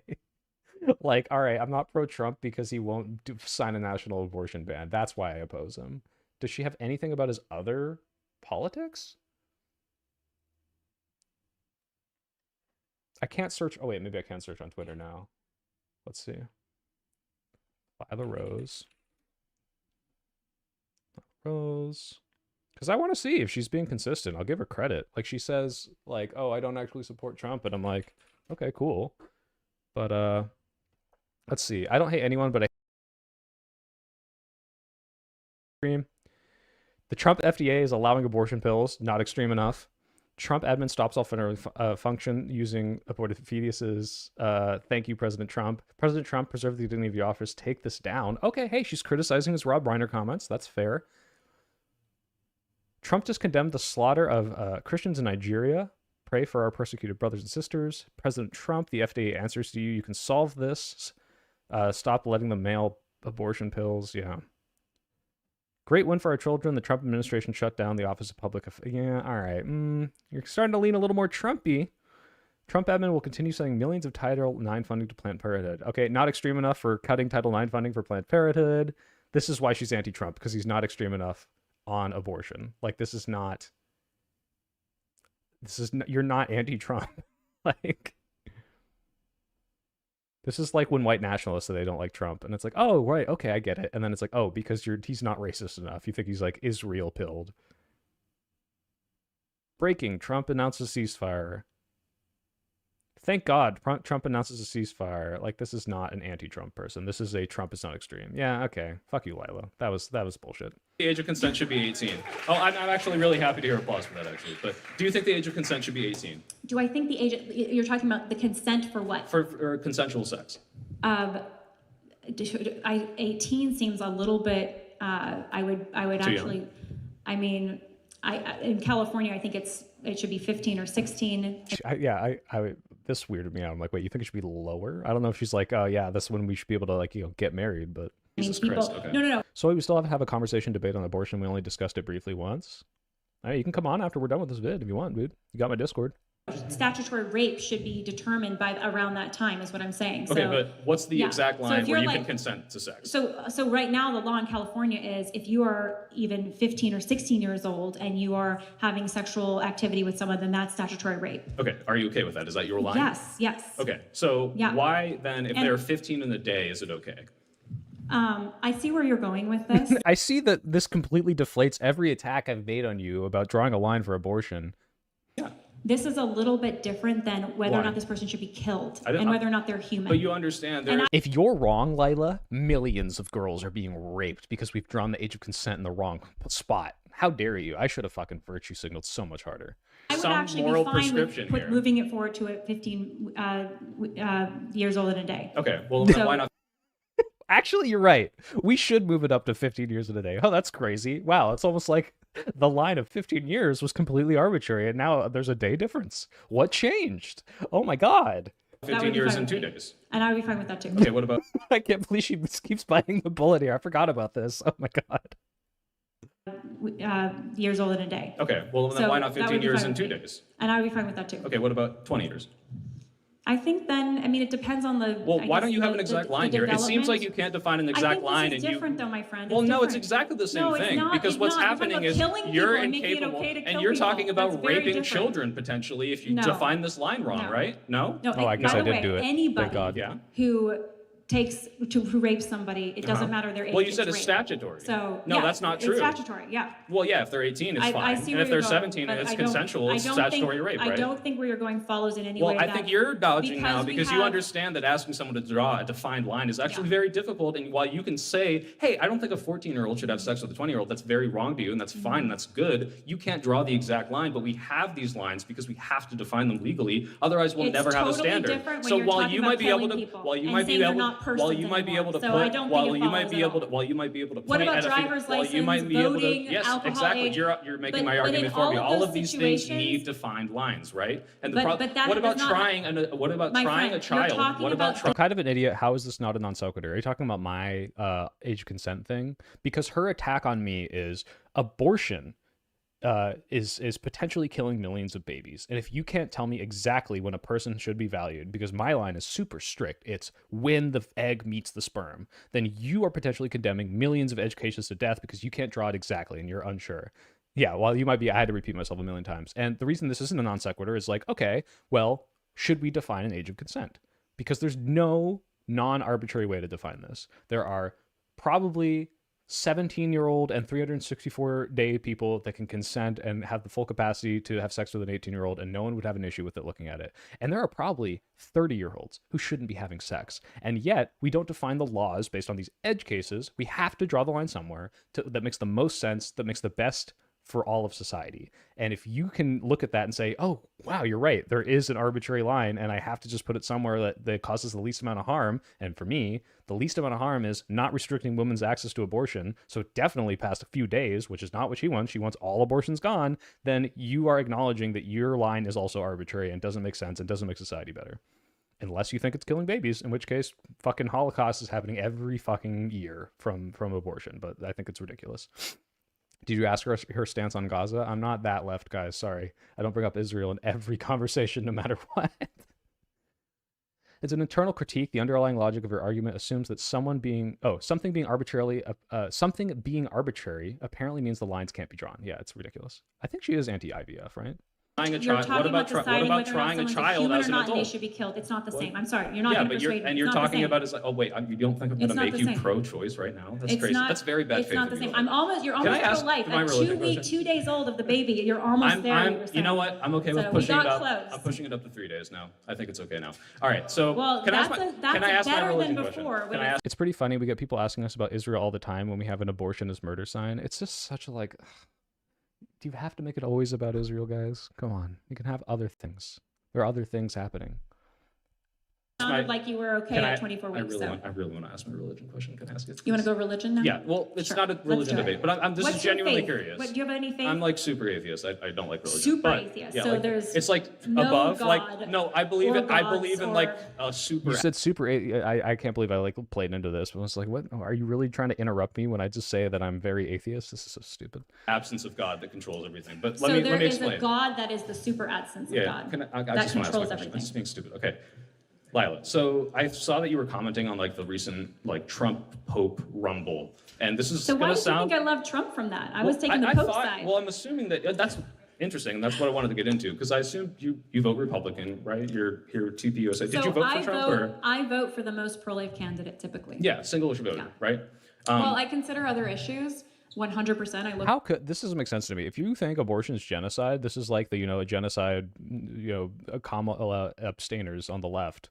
If you think a genocide is happening, why would you not vote for the people who are doing everything in their power to stop that? Like, why would you not be single issue? I don't know. Unless it was somehow more people are dying outside of the millions of aborted babies. Doesn't make any sense. At all the other issues. I think if you But think it's at like the end of the genocide and day, murder, this should be your single issue, and I 100%. respect that. I'm To be glad you clear, see that. like Thank you literally think millions of Yeah. people are dying. My question is, They are dying. and this is going to sound like a And by gotcha. the way, tens of thousands of babies are dying after 24 weeks, Wait, which Dr. is your wait, line. Dr. And you should care Religion. about. It's fucking like I'm trying to like grant her anything. It's like actually they are. It's like please just take the win. I'm trying to be nice to you. Dr. Religion. Do you think, and this is going to sound like a gotcha, do you think that the current administration or the Pope I should start doing that. Oh, you think millions of babies are dying? Name every fetus. has the ultimate authority on biblical interpretation? Definitely the Holy Father, I would say, as a Catholic. Now, I became Catholic in college. I very much appreciate my evangelical friends or my non-Catholic friends, but I do believe that there is a special power. The keys were given to St. Peter, and it was passed on through papal authority, through apostolic succession, that he is to interpret for people. To be clear, what she's saying now is technically true. And so, first of all, I don't know how you convert to Catholicism or convert to any religion. It's like, actually, this one makes more sense. I just don't get it. But the way this works is the Pope can say things. Not everything is the word of God just because the Pope said it. If the Pope says, "Ooh, I fucking love turkey sandwiches," God is not prescribing that turkey sandwiches are good. The Pope has his whole like ex cathedra thing, which if he's sitting on the throne and he's like giving his like, this is the word of God, this is my interpretation of like how you should live spiritually, that's the word of God. Or if he's interpreting like biblical scripture, speaking on theology, that's the word of God. It's not just literally everything the Pope says, which is a dodge because JD Vance is arguing with the Pope's theological prescriptions. Matters of morality and faith, and that's what the Catholic Church, I believe, has done, and it's held the course on. That doesn't mean, by the way, that everything that Pope Francis says is ex cathedra or infallible. I just said that, really Lila. Weren't you listening to my stream? Because it's a lot not of every people. word. So my question then Did I is say Pope Francis? Pope Leo now. Pope Leo. So when the Sorry, the Pope admin Leo. that you I love support, Pope Francis when the too. admin that you Yeah. support, although I can see you're not a fan By the of way, Trump, you but don't the have admin to that you vote agree for. with everything the Pope says to be a Right. faithful Catholic. That said, when That's very the important. vice president or the president are having specific theological disagreements and saying that he is interpreting the Bible wrong, does that give you pause as a Catholic and say, maybe the party that I'm supporting is kind of cultish and moving me away from my faith? Well, just to be clear, I don't support parties. I care about you issues. absolutely support parties. No, I don't. There's one party that's pro-life. You support the Republican Party, Yeah, but right? it's not for the sake of the Republican Party that I might vote it's Republican. for being To be pro-life, clear, right? it's the issues. Guys, Okay. to be clear, I don't support the Democrats because I love the word Democrat. It's because of the issues they support. Wow, what a fucking nothing statement, Lila. Yeah, of course you support the Republican Party. What the fuck? It's so stupid. Yeah. The issue so of pro-life, just to be which is a clear, staple like, of the Republican. Maybe she's saying that because she knows people who are literally just like, I will vote R even if they had the complete opposite opinions of everything I believe. So, I mean, that's a lot of Trump voters. Yeah, so just to be clear, like, yes, do I think that in the end I'm going to be more confident in Pope Leo's theological interpretations than President Donald Trump's? Yes, I will be, 100%. Yeah, how But that sacrilegious being would said, the Republican Party have to become before you said this is a greater conflict than my abortion Okay, my position? friend, I hear where you're going with this, but very I see you're leading me into a conflict where the people I support are completely at odds with everything I believe spiritually, and I want to get away from that. unfortunately, President Joe Biden, holding the rosaries, was advocating for abortion through all 9 months. Okay. And he was throwing pro-life grandmas I think in jail. you're dodging because you don't want to No, say I'm anything not bad dodging. about I said JD I Vance. disagree with what Well, the you Republicans disagree? are doing on a number of fronts. You disagree? And I've been very Or do you outspoken. have, but like, both parties are specific- kind of a garbage fire right now. But your entire philosophy in life is lived through like Catholicism. And so when you see the party you support doing things such as portraying themselves as Jesus and arguing with apparently the voice of God on topics of theology, I don't think you're going to do get not me to think- go defend Republicans right now. If that's I'm what not you're asking you to trying defend. I'm do. asking So you to. what- I'm asking you to what are defend trying to- or condemn specifically. Like, do you condemn like I JD have- Vance's I statements? have many times I don't want to be on record on camera saying anything negative about Trump or JD Vance. spoken out against President Trump and Vice President JD Vance. And I wish I had fucking researched this before and I had Twitter search on my phone so I could have been like, oh, you condemned Trump when he wasn't extreme enough for you? God, because this seems so bad. Like, in retrospect, not calling this out. Oh, what did you call him out for? Was it his...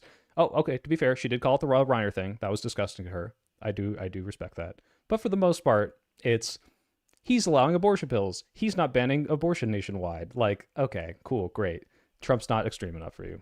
very lambasted for it. So It looks like I'm not getting kicked afraid off. of speaking against the president, and I will do so when I believe he's wrong. And I've done that for all presidents in the time that I've been politically active and had different administrations, and I'll continue to do that. So I think you might think you're talking to someone who I don't know is afraid or doesn't speak out against different parties, but I'll. So this is your chance at X clipping.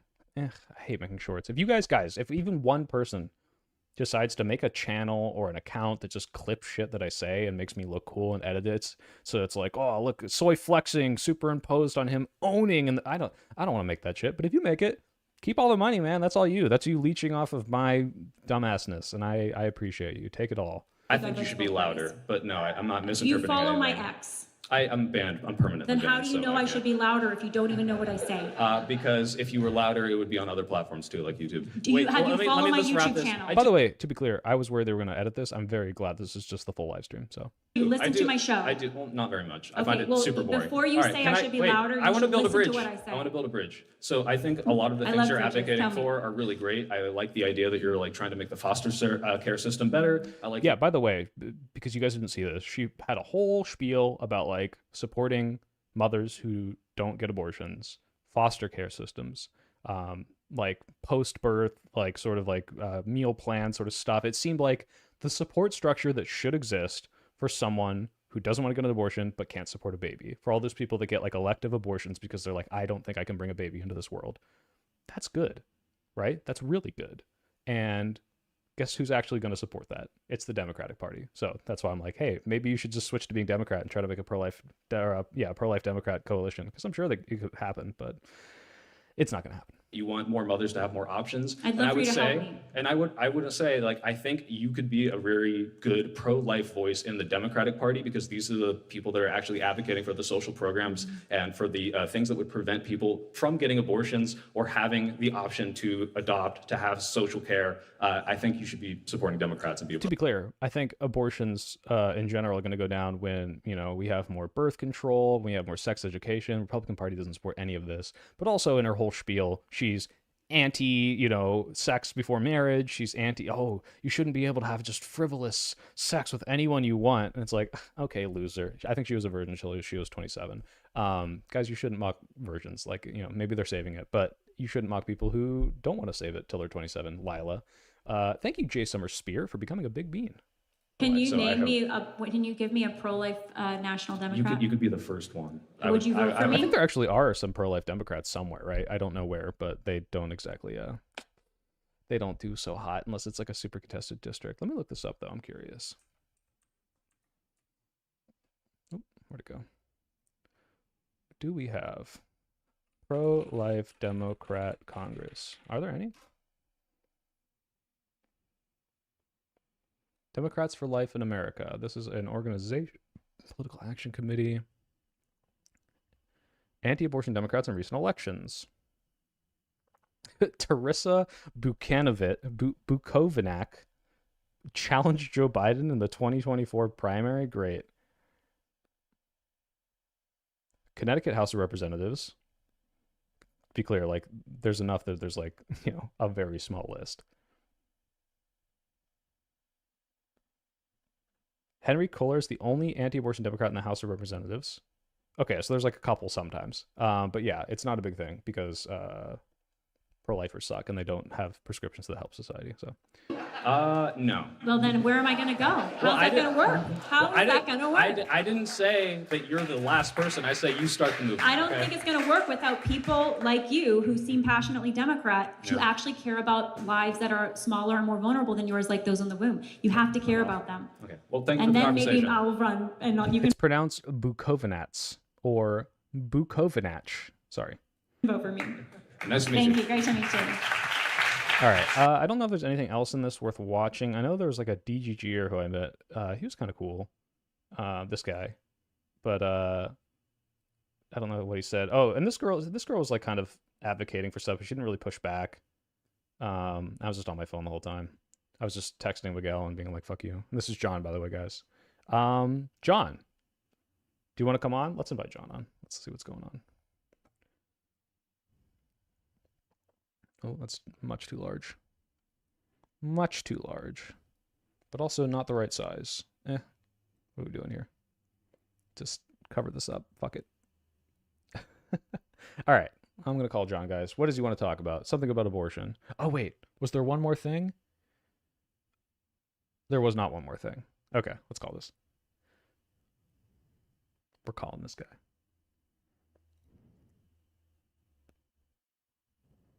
Hey, what's up? Hey, John. Saw you in chat. You wanted to talk about abortion or something? Yeah, that's right. Because I think that would be a good conversation to have. There's a lot of things about like the debate and also just in general that I think would be cool to discuss. Sure, let's go, guys. Just for the record, this is John. He is the head of UC Berkeley TPUSA. Real nice guy. Like whenever people say, "Guys, some Republicans are okay," he's one of the good ones. All right, I disagree with all his positions, but he's just not a terrible person. So that's something. He's got that going for him. I appreciate the compliment. I think I remember you told me that like during the Civil War you'll kill me last. So I Yeah. really appreciate it. It's the me crying when I have to shoot John in the MAGA Civil War.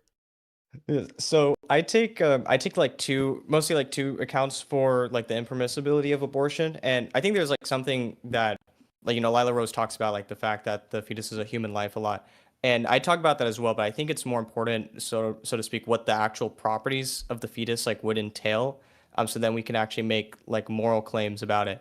And so my first thing, and I think Lila also uses this to a certain degree, although I kind of have like a different version of her, is that from conception, the fetus is a member of a rational kind. So essentially, like we have to just like determine the thing that gives us like equal human like dignity.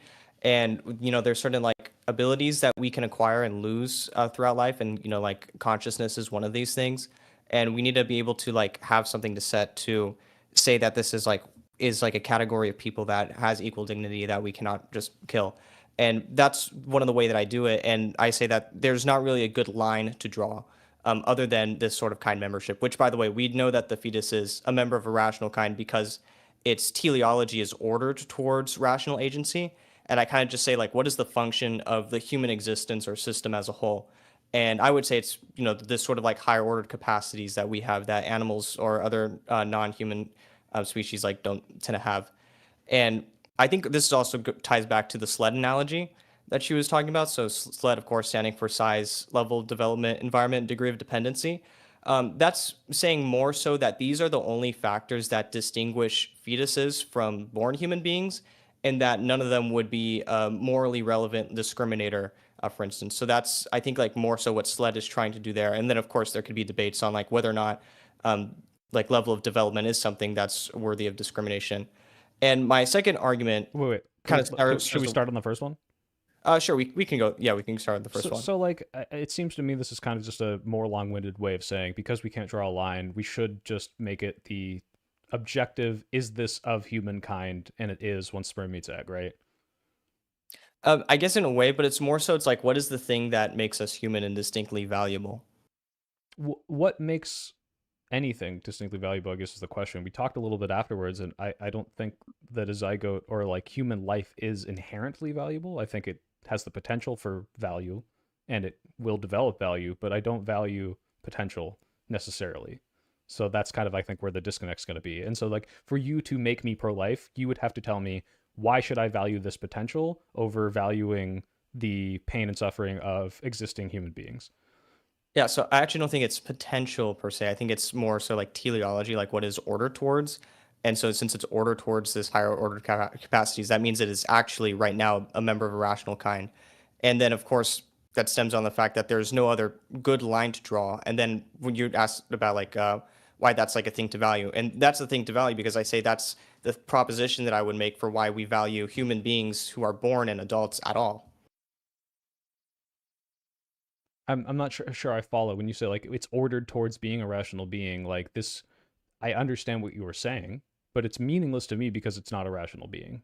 And that's why I apply this to like the vegan arguments where I'm like, most animals aren't rational beings in the same capacity as us. I don't think that allows us to be justified when we cause them suffering, even though they're not able to think and feel and have that capacity and be pointing towards that same final cause that humans are. Does that make sense? Yeah, sure. And I think the distinction to make here is that under your view, it seems like I would have to say that like in order to be a rational creature, it would have to be immediately deployable to like your rationality would have to be immediately deployable. And I think that's the main distinction here because there's many cases, people who are in comas who can't immediately deploy their rationalities. And I guess like on your position for consciousness, I would say something like, is a baby who's born like into a coma, or a baby who is born with a delay in the development of consciousness such that they won't be conscious for like another 8 months, would it be permissible to kill those babies? I think, yeah. I think we even said this. I don't know if you asked this or the live action people asked this, but in my opinion, yeah, it's like the same.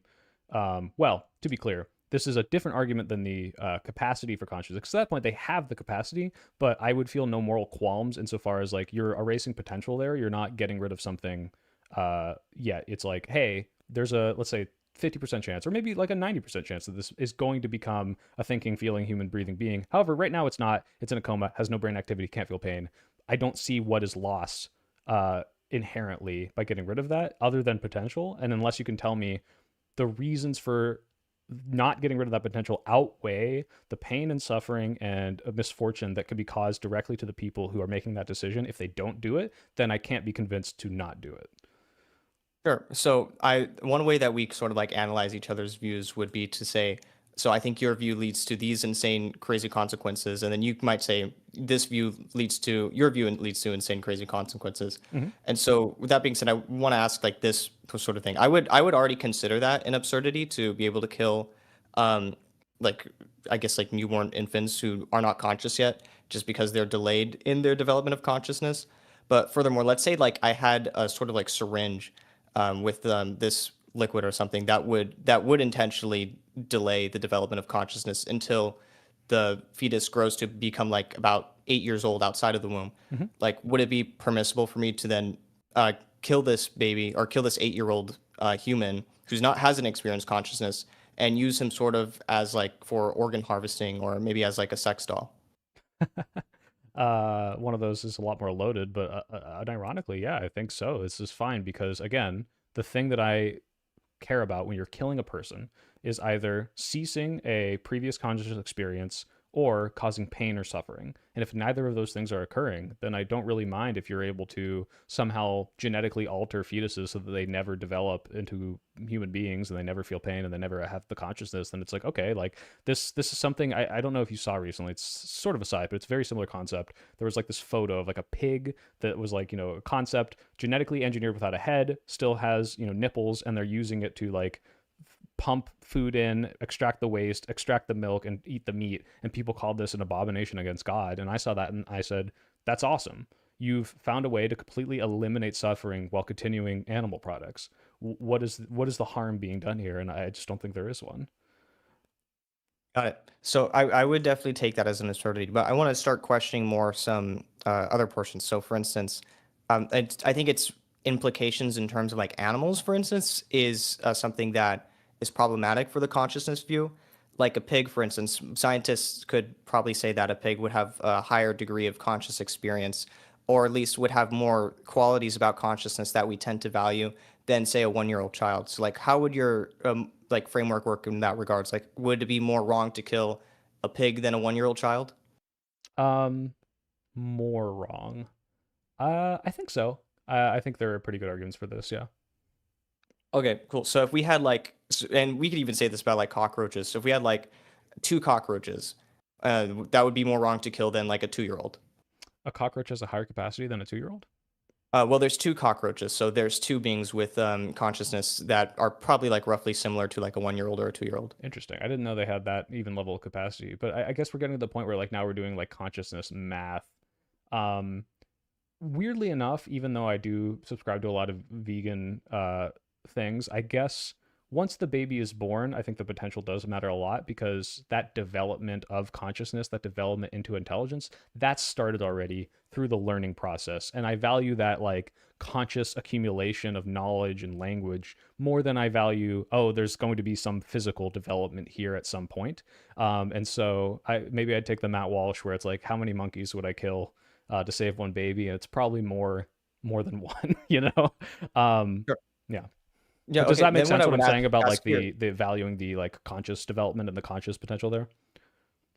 Yeah, sure. So then what I would ask here, let's say the 2-year-old is severely mentally impaired such that his conscious experience won't be to the same degree, for instance, as like a normal adult human person would. It would be lesser than a single cockroach even. Okay.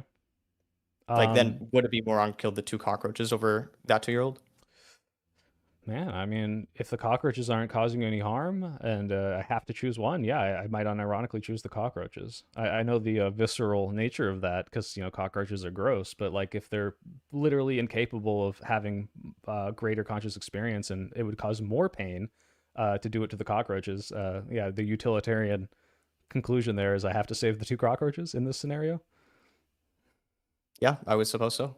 Yeah. Oh, hey, Canubis. After a while, it feels like we're just deciding where to draw lines. Well, I draw the line at 2 cockroaches, apparently, according to John Paul. So it is a little absurd, but I mean, in this specific scenario, yeah, if the 2 cockroaches were like, I don't know what the capacity of baby Jax was, but I think you could make an argument that a cockroach does literally have greater and higher brain.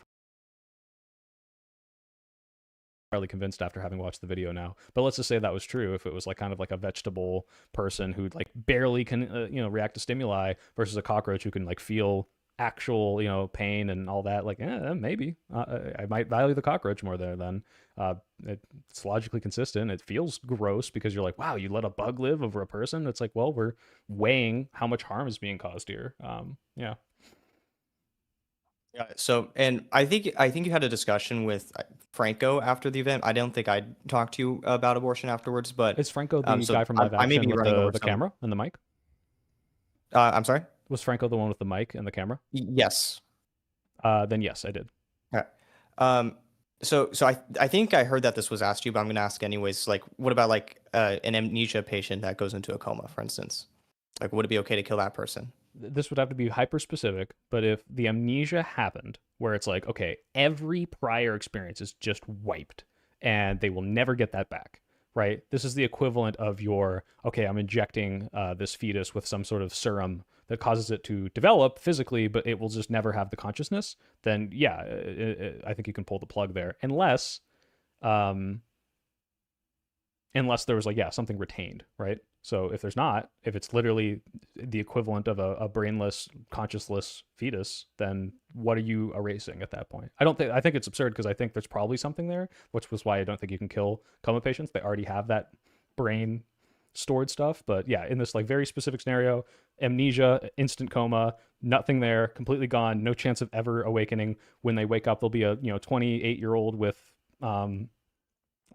essentially the capacity of a fetus because they're starting from scratch. Yeah, I guess so. Got it. So a lot of these things that I mentioned, I think I mentioned about like 4 reductio ad absurdums. That's what they're called. Sorry, that's a philosophical Wait, jargon John Paul, term. before you go on, this is a good comment from Crunchy Bones. Hypothetically, Soy, would you rather let a fetus crawl around your kitchen if it showed consciousness or a cockroach?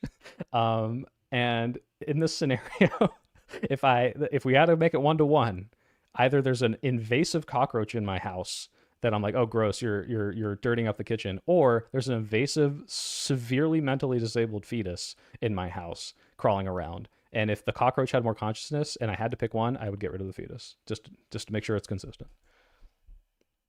Got it. So I think I could, yeah. So I was just mentioning, like, I think a lot of people, in fact, I would even probably like say the majority of people would consider at least one of the things that I mentioned to be like such a ridiculous absurdity that they wouldn't want to take upon your like worldview at all, for instance. Yeah, like, I'm not afraid to bite the bullet, but that's why I'm not an abortion activist or a pro-choice activist. Got it. Got it.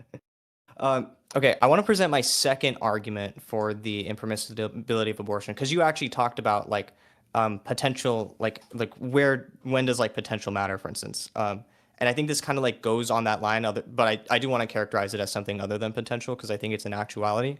But it's called I think I talked to you about it briefly before, but it's the Future Like Ours account for the harm of death. And essentially what I'm saying is like, so what is it that like we lose when we die? Like if I'm killed, like what do I lose by losing my life? And the answer that I think sounds more intuitive and most connected to the vast majority of the cases would be that we lose the valuable future that we had ahead of us. So all the goods of life that we would have experienced, we are now deprived of, and that this is the harm of death. And now if we take on this view of the harm of death, then a fetus who has the property of self-directed growth ordered towards this valuable future is losing all of the goods in his valuable future in the same way that, you and I would when we die, or if a coma patient were to die. Oh, sure. So let me address this because I know this argument, and the reason I don't agree with it is because if you or I can consciously look at and understand what is being taken from us when we die, or even if we don't even have to do death, right? We can just say, you took $100 from me that I didn't know I was going to get. That is something that can materially affect me right now, and that I could care about were I made privy to this knowledge. But if a fetus can't, because it is pre-20 weeks and can't even conceptualize, you're erasing its potential And that's true. Theoretically, you could call this the erasing of 70 years worth of life if I get rid of this. But I just don't think this is strong enough if that thing can't value and appreciate what is going missing because it never happened. Erasing potential in that case versus killing someone who is actively experiencing and wants to live longer is different to me. And in the same way, I think if you use this argument, you can extend this to, shouldn't every sperm that gets ejaculated from a penis be made to find an egg, just in case we're erasing the potential of each and every single one of those, right? I don't think then you can draw the line at egg meeting sperm. You have to look and say, oh, why aren't we constantly breeding babies? Because if we're not making every woman being pregnant every 9 months, we are reducing potentially thousands, hundreds of thousands, millions of lives by not doing this. Like, I just think it can be reduced to absurd kind of conclusions using that logic, and I just don't think it follows.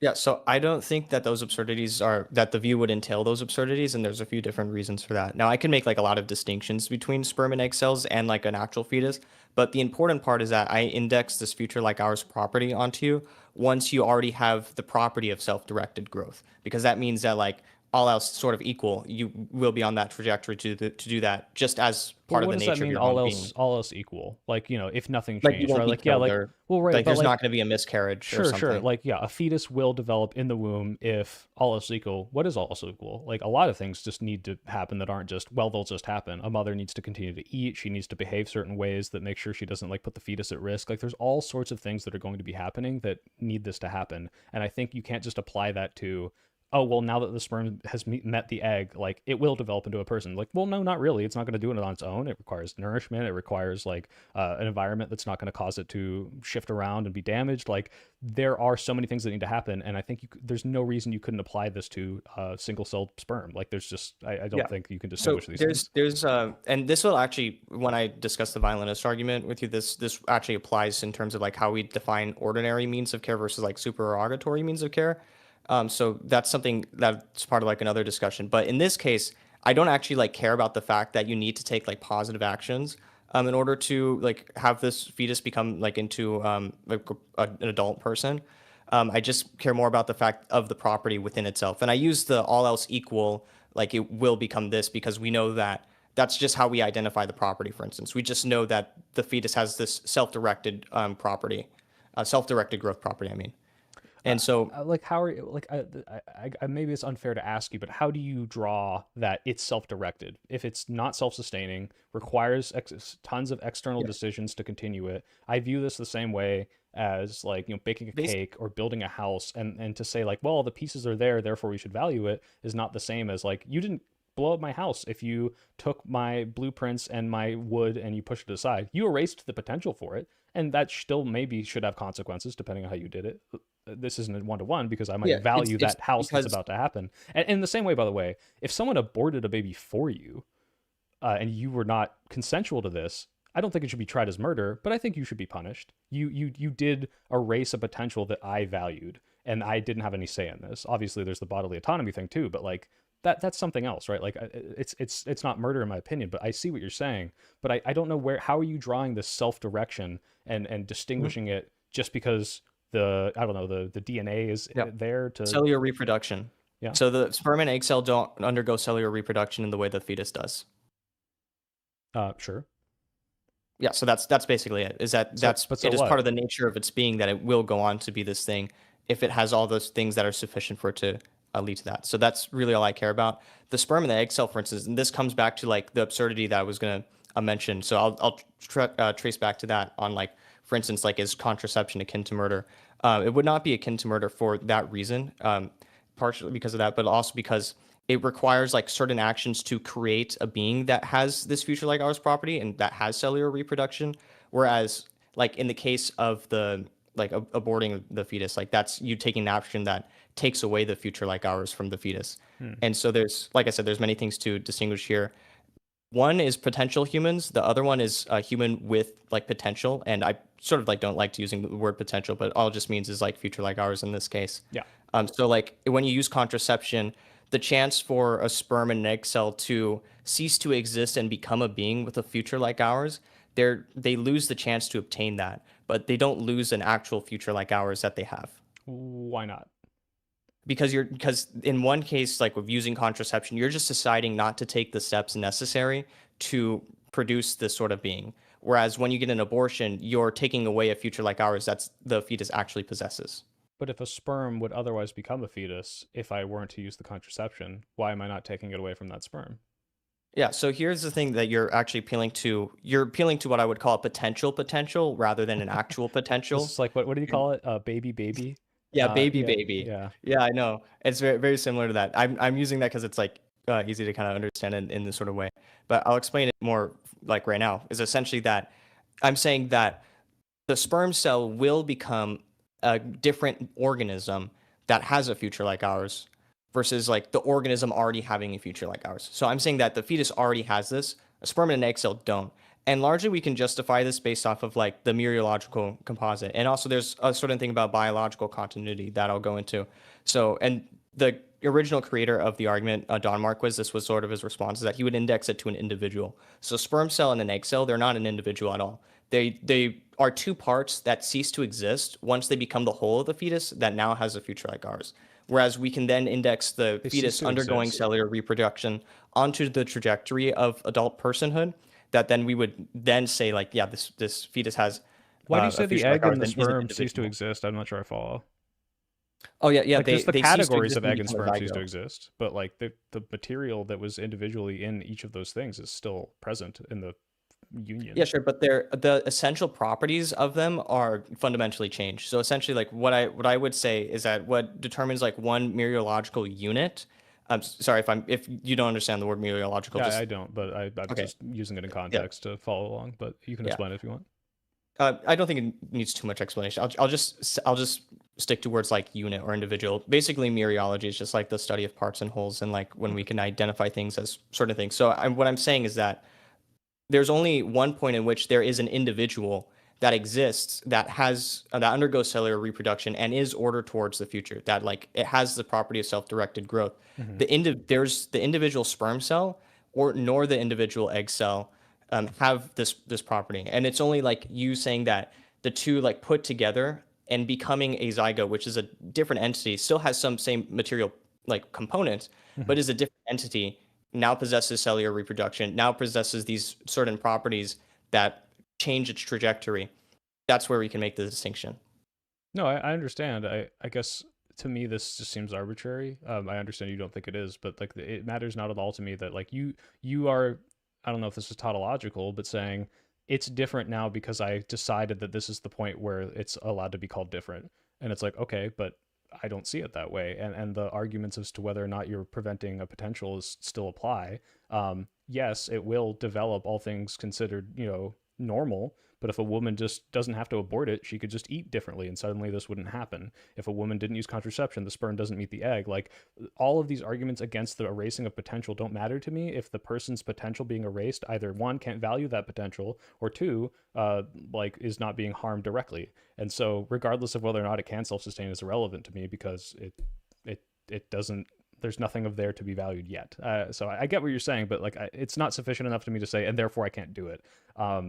Got it. Yeah. So I want to touch on the desire to value the potential point, but this might be like another way to characterize, and this sort of gets into a little bit of what's called gradualism. But I digress. Just don't want to use jargon. But it matters insofar as the individual composite object is biologically connected to the future. So the sperm and the egg cell themselves, individually, neither of them are very biologically connected to the future, but the fetus, once it undergoes conception and continues to grow and also obtains more psychologically robust traits, tends to actually be more in alignment with this future and connected with it.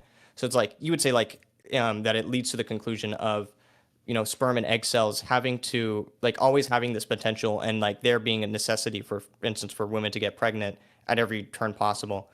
The view doesn't necessitate that because sperm and egg cells on their own are not very connected to any future, at least like right now.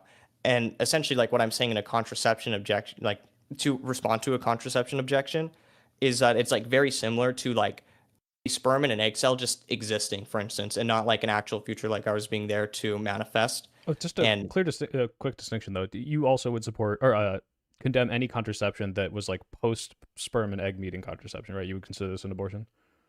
Like a plan B that has like an abortive effect. Sure, it's like, oh, like the egg never is able to attach to the wall, or like the hormones that would otherwise induce the growth don't actually get released. I forgot exactly how all of them work, but there are some where Yeah, it's sure. like So post if sperm meets like egg. yeah, so once there's like a fertilized egg, then I think like yeah, at that point you have a future like ours, unless you're like frozen or something. And so yeah, so if you like take something, knowing that it's going to like yeah like make it such that the fertilized egg can attach to it, and then you have, um, you have sex, and then the egg gets fertilized but doesn't attach. I think you're being negligent. Do you think it's murder? It would probably be negligent manslaughter. Interesting. Okay. Yeah. Well, I think it would be So, murder, right? You know it's going to happen. not It's like necessarily. this is Like, almost for like instance, I actually don't know how booby traps work, but I'm pretty sure a lot of booby trap cases do result in not negligent manslaughter, but like homicide, depending on how you set it up, knowing that the intention was to kill someone once they encountered it, right? Yeah, sure. I think there could be like an interesting way to distinguish it. I think this, I'm saying this more on like behalf of like IUDs, for instance. That like if you know that there's like, for instance, because the idea is to not get pregnant at all, actually. And for like if the egg is fertilized, then like there's a sort of like second means of action that's taken to prevent that from the coming to term and becoming a baby. Yeah. So that makes like a sort of like difference there when it's like in most cases of like IUDs, for instance, like I think copper IUDs, not like chemical IUDs, but like copper IUDs would prevent pregnancy most of the time, but they could potentially like 1% chance, for instance, result in a fertilized egg. Like because of that, if you are like if you do get like an IUD, for instance, and it would probably be closer to negligent like manslaughter than an actual case of murder, because the intent there isn't to murder, but you are taking actions that are like predictably will lead to that in a negligent way. Okay. I just wanted to see what your position on that was. That does really make me curious. Someone in chat just said Trump died, and they better be trolling me, because I cannot have this abortion debate turned into the president is dead debate. I know. Fuck you, it's not there. They lied to me. All right. So one thing I want to touch on is you mentioned that like the desire to have like a value, the desire to value potential, for instance, as like some things like you mentioned. Yeah, like when she says, "Wouldn't you be unhappy if you got aborted?" And I'd be like, "I wouldn't care, because I never would have a life to value." And to be clear, that's not the only factor. Like, I don't think that means it should be legal to kill a suicidal person, but it's definitely part of the equation. If you're going to argue, what if they wanted to live? And it's like, well, they don't, because there's no they, because there's no want, because there's no thought. Okay, got it. Maybe it's not as relevant as I thought then. Because it's still wrong to kill suicide people. Yeah, I was, and because it'd I be was gonna wrong mention to kill we have, someone like- else's baby if the parents were like, "I don't care if you kill my baby," right? Like, Got it. Yeah, this is not the only necessitating factor. Yes, got it. So there's okay, because like I think you mentioned this earlier in our discussion right now, is that like if I'm set to like inherit a certain like amount of money, and then like let's say like from my grandfather, and then my cousin goes on and like illegally changes the sort of like inheritance to receive it, and then kills my grandfather so that way he receives it instead. And I had no idea that I was supposed to receive that inheritance. Yeah, a wrong Like, is still that been would seem done to pose you, a harm onto me. Yeah. What? Yeah, a wrong has still been done to you, even if you never found out, or if someone cheated on you and you never found out, right? Yeah. And but then but you technically, would only just to be clear, even though I think this is a moral wrong to do, you haven't been harmed without the knowledge of it. And if somehow you were able to live your life, and like the reason why I don't advocate for this, by the way, of like it's okay to cheat if they never find out, is because this is just never the case, and you are lying and you're betraying this person, right? Or like you betrayed this person, you have done a wrong onto them by stealing their money and not telling them. Like, just because they don't find out and the harm is never actually done doesn't mean that you have done a moral good or a morally neutral thing. But it doesn't mean that it somehow caused them harm, because technically it didn't, right? Yeah, I think there's actually a way in which you can say that they have been harmed. Is that like they were supposed to receive future goods and then they didn't. But I think like this actually like stems away from the discussion, because I actually initially thought you were saying something else about the desires point. Okay. And so I don't think it's actually as relevant. There's two more things about like the sort of future like hours thing that I wanted to discuss. Sure. So one point is I think that, for instance, like all views such as like consciousness actually reduce into a future like ours position. and I'll explain why. And then the second point is that I think there's certain like intuitions we would have about like laws and things that are actually wrong and sort of like impairments that would support a future like ours statement. So the first one on behalf of like consciousness. So I think in a very interesting way, it does reduce into like a future like ours argument. Because essentially what you're saying is that what's valuable about consciousness is like being conscious, living an experience of conscious life. But those, in order to live and experience a conscious life, those moments require, it's a prerequisite that those moments have a conscious experience that is immediately and inevitably ahead of them. And so that would just mean the future of consciousness, for instance, is that in order to live a conscious life, which we value, it would need the future of consciousness. And if I don't have a future of consciousness, then I'm basically just dead. I just have no consciousness at all. But if that's the case, then that's literally the same exact argument I'm posing, is that if the wrongness of killing you means that I'm depriving you of a future like ours, then if what's important about a human nature is consciousness, then I'm depriving you of a future of consciousness by killing you. Yeah, so the distinction being, why is it okay to rob me of my future life, and not wrong to remove that from a baby in the womb, right? Yeah, sure. I mean, I'm just simply saying that if consciousness is your point, consciousness as a whole reduces into the future like ours argument. Right, I understand. I guess the difference is like, oh man, there's so many like weird gray areas here where it's like, okay, if you're not causing any harm, if you were able to like snuff out like an 80-year-old, I'm not making a prescription here, by the way, don't do this, but like I'm exploring the thought. If you could silently, without them knowing, terminate an 80-year-old's life and they didn't have much more life to live, would this be like a necessary bad if they never knew? It gets into these like weird moralistic gray areas, but I'm not quite sure I follow like the consistency here of, well, because the killing is wrong because you're robbing me of my future, therefore you shouldn't rob anything of their future.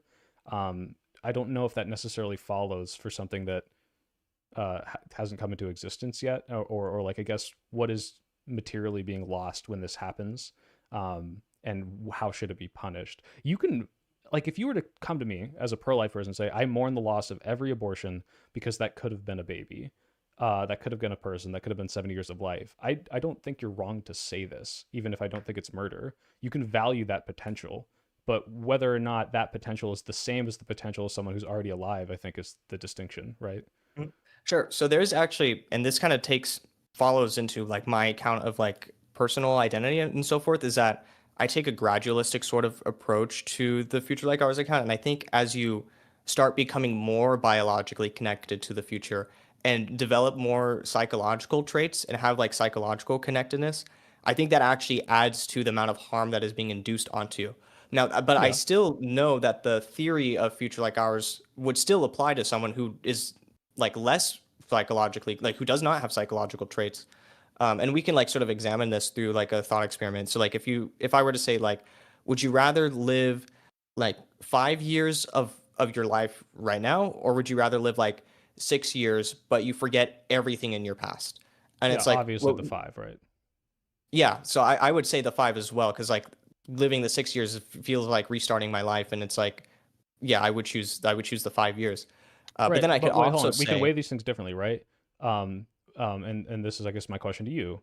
Would you rather a 20-year-old get shot, or a zygote be smushed? One is zygote be smushed. 80 years and 9 months of potential. The other is 60 years potential. Why is the 60 years less bad? Or why is the 60 years more bad if it's less time? Yeah, so because like I'm saying actually is that, and this is where the whole discussion is a part of, is that there are certain attributes of like a person who's already born, like they already possess psychologically robust traits. They are more connected to their future, that they could be like harmed by death more. They have certain like things that they are desiring. They are engaged in certain projects. They have certain relationships, and these sort of like properties of themselves as a personal agent, being more connected to their future, like means that they're harmed more by losing it. And What it's about a also like suicidal there's person? essentially, What about a suicidal person with no friends or family, doesn't want to live, and you're going to do it instantly and they won't feel any pain, versus a zygote? suicidal person versus a zygote. You can still say like, because I'm not really like basing it off of like you liking things, like you liking existence, there is something like there is a like another like discussion to be had on that on front. But like it's based off of the fact that things that are attributable to your identity exist such that you are harmed more when you die. So Right, like right. But in what your if I'm case, you saying would like say, this identity person, like they have no attachments, they have no projects, they have nothing going for them, they just wish to cease, right? And like no one will miss them. There's like literally no harm done. Technically, I'm not saying that this is justified in suicide for people to end themselves, but like, why should I value that person and their potential? Because don't get me wrong, the reason I don't think people should kill themselves is because they have potential to change, that they can involve themselves in projects, that they can change those desires. Why should I value that though if that person doesn't have those things yet over the baby who could potentially have far more desire, projects, connections? yeah, there's a number of things to be said here. Um, I'm trying to just like make sure I weigh this correctly. Mhm. So the suicidal person, I already mentioned like the things about having, like for instance, like you would probably say that the suicidal person is currently conscious, and I would like weigh that in actually as one of my factors. Is like there are certain there are certain psychological traits that the suicidal person has, that would make it such that he's still harmed more, even if he's like, I just wish to cease to exist. Right. But there is like something like interesting to be said here. I also think that just like living the human experience itself is a good, because, and this is where I start getting into my neo-Aristotelian philosophy. Okay. Is I essentially think that like, yeah, there's like still a greater pursuit of like virtue that the suicidal person has obtainable at the immediate moment than like the fetus would have. And then that would also like introduce, because that means like the overall human flourishing of society towards eudaimonia is like reduced probably more probabilistically, or like at least immediately, in the case of like where you're killing the suicidal person Mhm. over the fetus. Insofar that I just think that like the thing that, I mean, not insofar as that, but like, in I addition see to what the you're saying. fact, yeah, in addition to the fact that like I just think that living as a human existence, like at all, is Has like a a good lot thing. of inherent I value will compared to also, potential. yeah, I will also That's I note. mean, then you kind of agree with me, not on the prescriptions, but like on the like why one of these is much more important to me. And I like this. Sorry, final question on this point before you do the second one, because it's like this to me is like such an easy question, and you might have a different answer than I do. But like, is there a quantity of fetuses that you like, not fetuses, like day old zygotes, that you would say past a certain limit of this, I would sacrifice my life to save them because at some point the quantity outweighs my human life and experience and desire to live? For me, the answer is zero. Unless this was like a, this is the only way for the human race to repopulate or something. If there's just like a, pops into existence, a trillion zygotes, a trillion potential lives versus one my life, or maybe to make it less selfish, a life that is living that has the desire to live. I don't think there's any number of zygotes that would outweigh, I think, the value of that life. And that's like one of the fundamental reasons I'm pro-choice. Sure. Yeah, I think that there would be actually like a number. It's probably like a relatively high number, because of just how my sort of like philosophy and everything works. But there I'm sure there is a number at some point, because if there wasn't a number of like this amount of fetuses I would, like choose over my own life, that would have to be based off like some sort of principle that like discriminates fetuses from like adult human beings that I wouldn't Right. accept. Which I have and you don't. Right. Yeah, that makes sense. Yes, but then I've been like posing. I've been posing like some absurdities at you, and it's like, for instance, like, why would you think that like the suicidal person, like it would be wrong to kill that person? Because I agree that their potential to change and experience that life is still there. And if we lived in a society where we just granted every suicidal person the cessation immediately, then we would probably be snuffing out lots of people who are able to overcome their hardships. And I don't think that should be like the end all be all of, oh, you felt it that one time? Cool, gone, right? That's my issue with it. Sure. So if the suicidal person dies, or just like any person for that matter, what is like the harm of death? That they're it depends on if their death is painless. You mean like what are we missing? It's like what you were Sure. talking Yeah. Like, about. what It's do they like lose when they die? really for them the harm ends there. It's the harm done to everyone else. If you've now lost a person, whatever they were involved in, those connections, those projects, like you said, that's ceasing. But the harm to the person stops there, and that becomes more of the like you've robbed them of their future, right? Yes.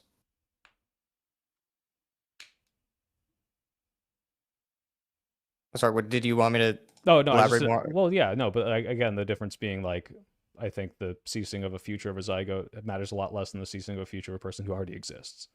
Yeah, I would, and that's actually like something that I agree with to an extent because I do think, and like for instance, I would index the psychological. I know I've repeated this a lot, but I would index like the psychological robust traits that the person who, like the adult person, has that the fetus does not have, as like saying like, yeah, they are being harmed more by the death, for instance. Yeah. Like there are Well, things about like just the nature of a person's being that would like harm them more, even if they're not like, even if they don't have family or friends, for instance, or like it's not necessarily, it's not based off of. I think the confusion is lying in the fact that it's not based off of external values; it's based off of internal properties.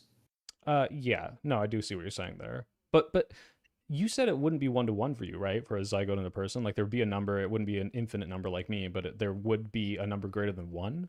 Well, why is that? Because like I'm sure then you could whatever you could apply to a zygote, could you not apply to a baby and say, an adult is worth 3 babies, an adult is worth 2 toddlers, an adult is worth 2 young adults, right? Like what?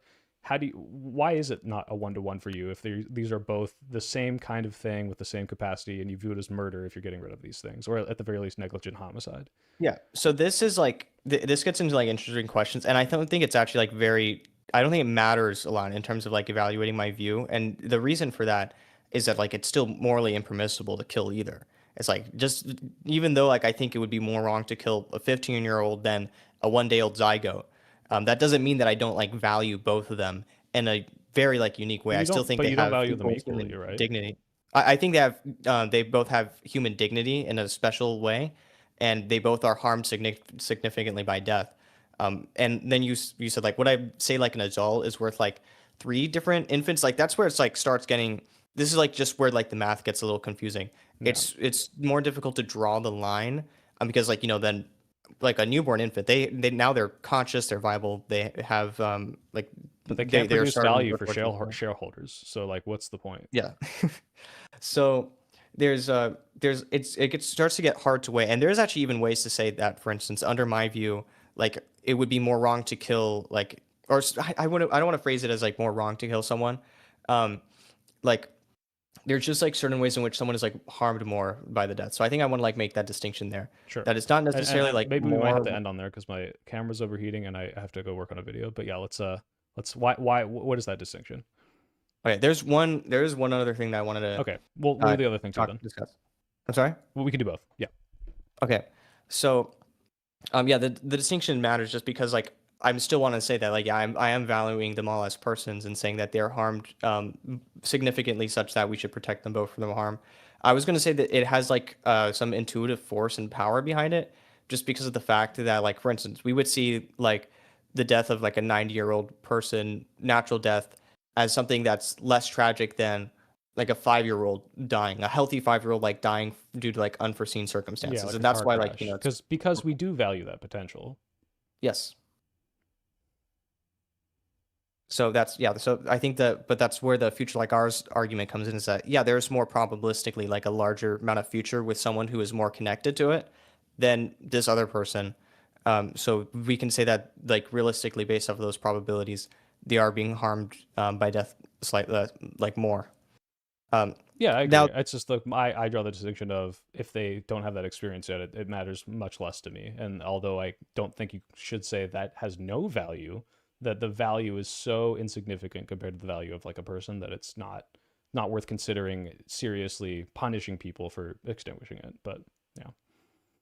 Got it. So there's the last thing that I think we'll go over is just like it's kind of known as an impairment argument. Okay. And actually, I think remind me after. I have one last thing after this for you. Got it. Go ahead. So the impairment argument, I think it strengthens the future like ours account for the harm of death, and it doesn't necessarily require the same like assumptions that it makes. But for instance, are you familiar with the drug known as thalidomide? Yes. Okay, yeah. So of course, Forgot what it this does. just for. I'm sorry. Actually, I might as well not because now I'm trying to remember what it does and I don't remember. Okay, so basically, what it was like a drug discovered. I think it was in the 50s or 60s, and it was used to treat like pregnant women. Pregnant women can be used. Could be used on pregnant women to treat nausea and morning sickness, but then it would cause, deformations, and babies would be born without like limbs or deformed limbs and whatnot. Yeah. So now it's very illegal for a doctor to administer or prescribe a pregnant woman thalidomide because of those reasons. Right. But then it's like, well, what are the reasons for that per se? It's like we could take Because you're thalidomide causing harm before to a future caution. person, right?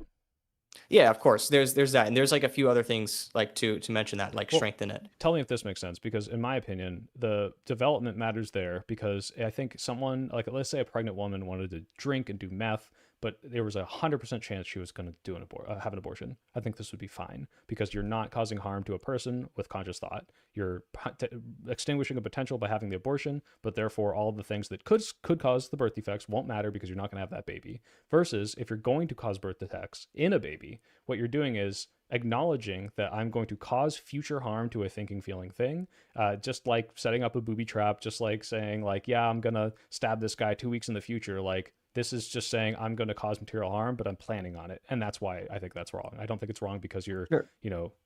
The potential of harm. It's wrong because you're directly intending to cause harm in the future.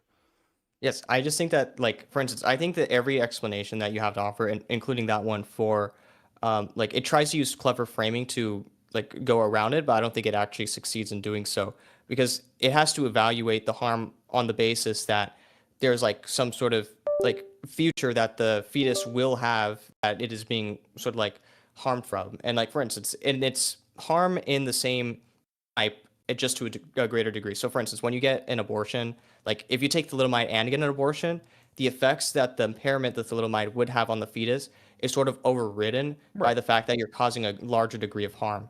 And I identify them as similar types of harm because like we see like what is the harm that the thalidomide commits onto the fetus.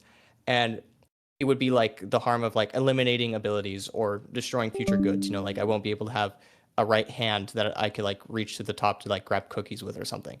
I don't know, something like that. And then of course, like just killing the fetus, well, that just like eliminates it of all its future abilities and destroys all future goods that are there. And so that's like the thing that I would distinguish there. The second point is that, there's a, I think you have to smuggle it sort of, you have to say something about how the fetus is connected on a personal identity level to like the adult person. And I don't think there's a way to do that if you establish consciousness as the point for like personal identity. Oh, are you mic reset?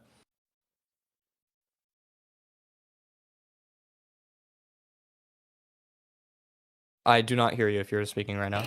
Okay. I'm gonna switch to my. Okay, well, this is an indication we should go soon. I'm switching to my shitty mic. Crap. How about now? How about now? I can hear you. Okay, it's my shitty mic. I don't know why my mic is just not working. I probably sound terrible. I'm gonna try to speak quietly. Oh, it's wholly horrible and loud. Oh, Jesus. Hold on 1 second.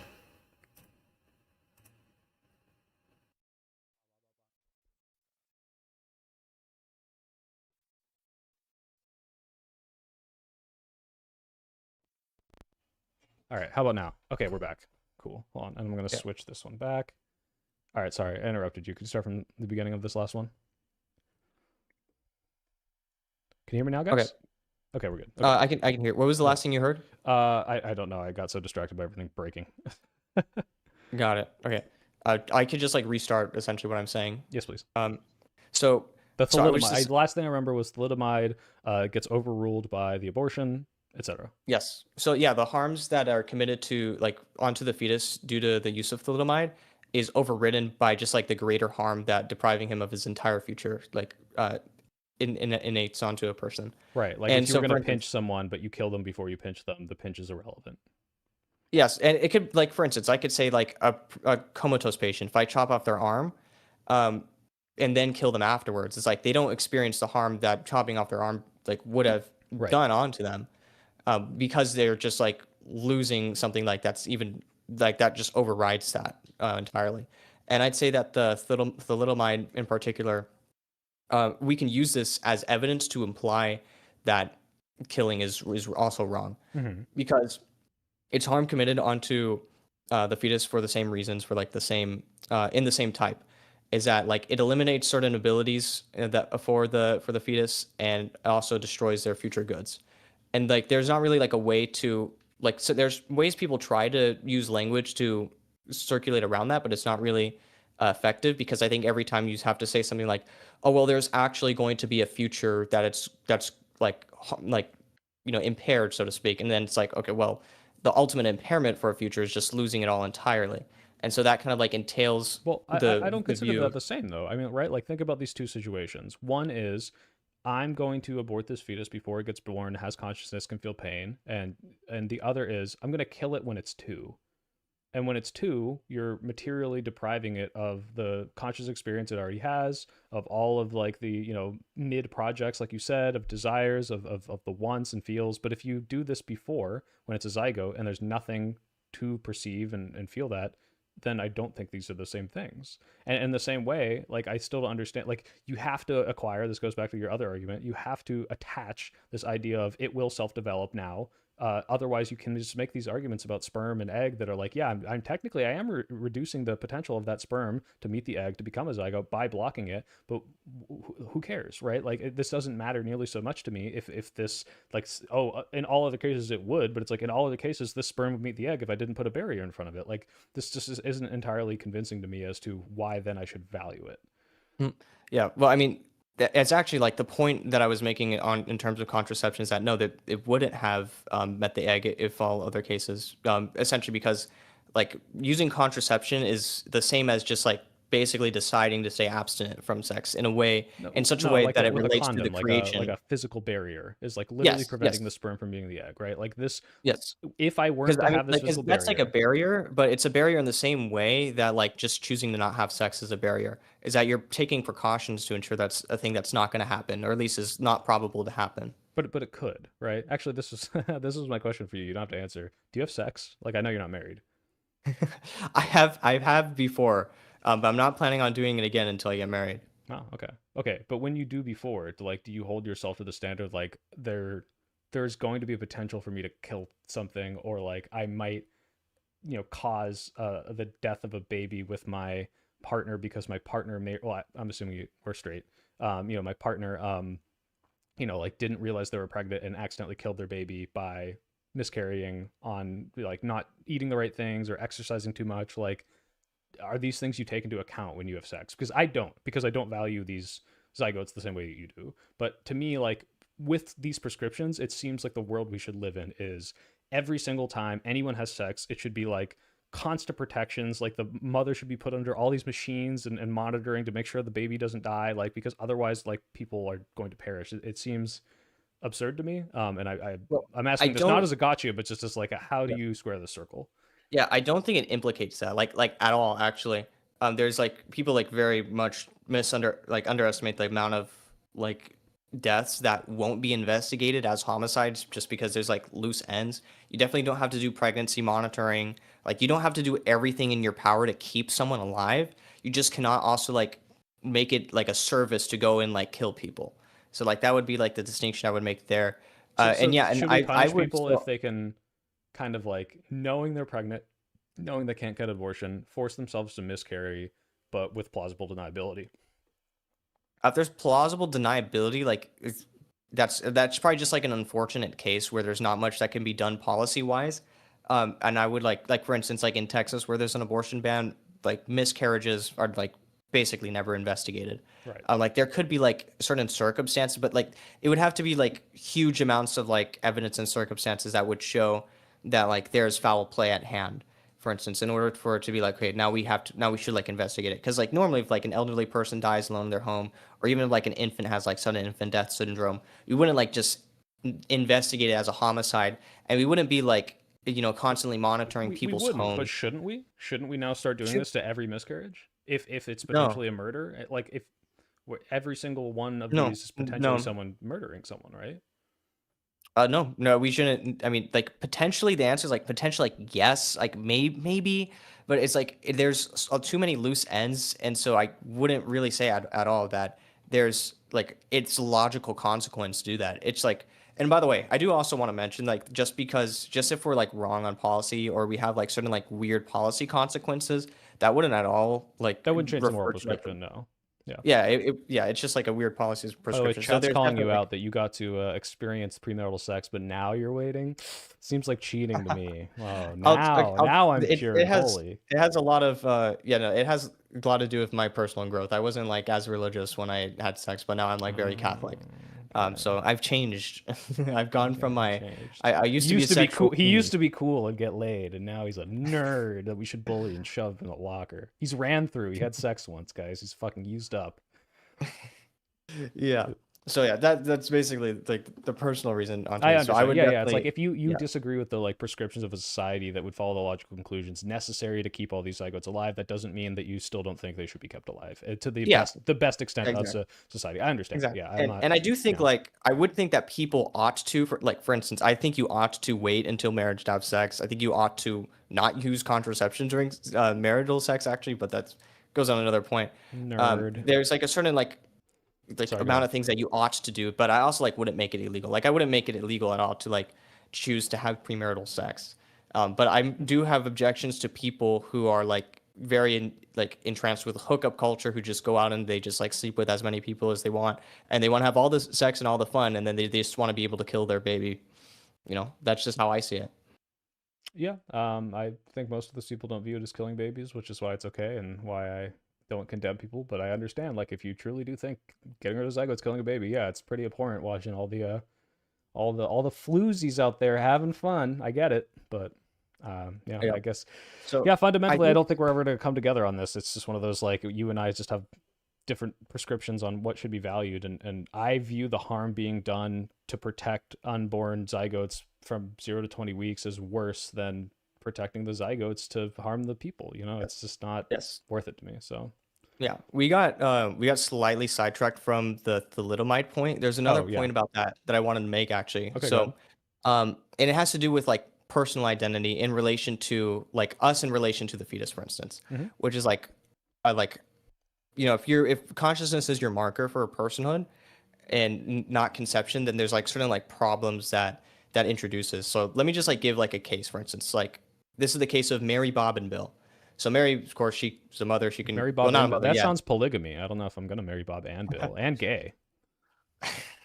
I know that is yeah, but Mary, she can choose to get pregnant in July, and if she does, she'll give birth to Bob, who will be born with like a missing arm, for instance. Okay. Or she can choose to have sex in August and get pregnant in August, and then she'll give birth to Bill, and Bill will be born with all of his arms. He will be born with no severe impairments. Okay. So it's like we wouldn't really say that she's impairing Bob, for instance, by choosing to get pregnant in July, just because Bob wouldn't have existed if otherwise. So Right. That seems like it's whereas more in my favor, right? Like I don't yes, think you're killing well, someone by getting rid of something that doesn't really exist as a person yet. got it. Yeah, but then in Bill's case, if she got pregnant with Bill and then she took like the thalidomide that would cause him to lose an arm, then that would be wrong, and you agree, right? Yes, because I see. Okay, so the distinction is I'm going to have a baby knowing the baby will be born with 3 arms, but this isn't harmful. If you choose not to do it, you're not. Well, hold on, wait. Are you saying by choosing to have a baby that you know will have an impairment versus giving that baby the impairment, are these the distinctions? Yeah, there's like yeah. So it's not wrong to like birth the child, like Yeah, if the get doctor pregnant. says you have a 100% chance of having a Down syndrome baby based on the genetics of the parents, and you choose to have that baby, is that not wrong compared to, hey, you have a normal baby, but if you take this pill, it's gonna have Down syndrome, right? Yeah, basically. Okay, but so weirdly enough, I think knowing the baby will have Down syndrome is basically like giving it Down syndrome. And I would view these things as pretty similar. Obviously, I don't think you should be punished for just saying, well, you can't stop me, because you can't punish having sex with someone who genetically will just happen to give you a Down syndrome baby. But Or I think these are I mean, morally yeah, very similar so in my brain. yes, so I could see like how you might like say that's wrong, and I would take that as another absurd view on your position. But like there's something that I want to get more at hand with here is that like yeah, having Bob is not harming Bob, but getting pregnant with Bill and then taking thalidomide, that is harming Bill. Like, do you agree with that? Having Bob is not harming Bob, because I don't know. And if anything, it's kind of like if you know the outcome, you're guaranteeing harm. Even though he never would have had the second arm or the fourth limb, you're guaranteeing a life of disability. It kind of is like doing the harm if you know it's going to happen. That's why I'm like, I kind of view these things as morally equivalent. So I mean, it seems like more like your position reduces into like you're just choosing to have someone who you know is going to like live a miserable life, and Yes, then that kind would be of. wrong because you're producing someone because like and they're going to suffer. But I think like just doing that, like that's not changing their position at all. And my point is like when you evaluate like the thalidomides, like how that changes someone's position is that like it does change someone's position. Bill was supposed to have the arm, but now he doesn't. Whereas like Bob, he just like lives without an arm, like as he was going to always. Right.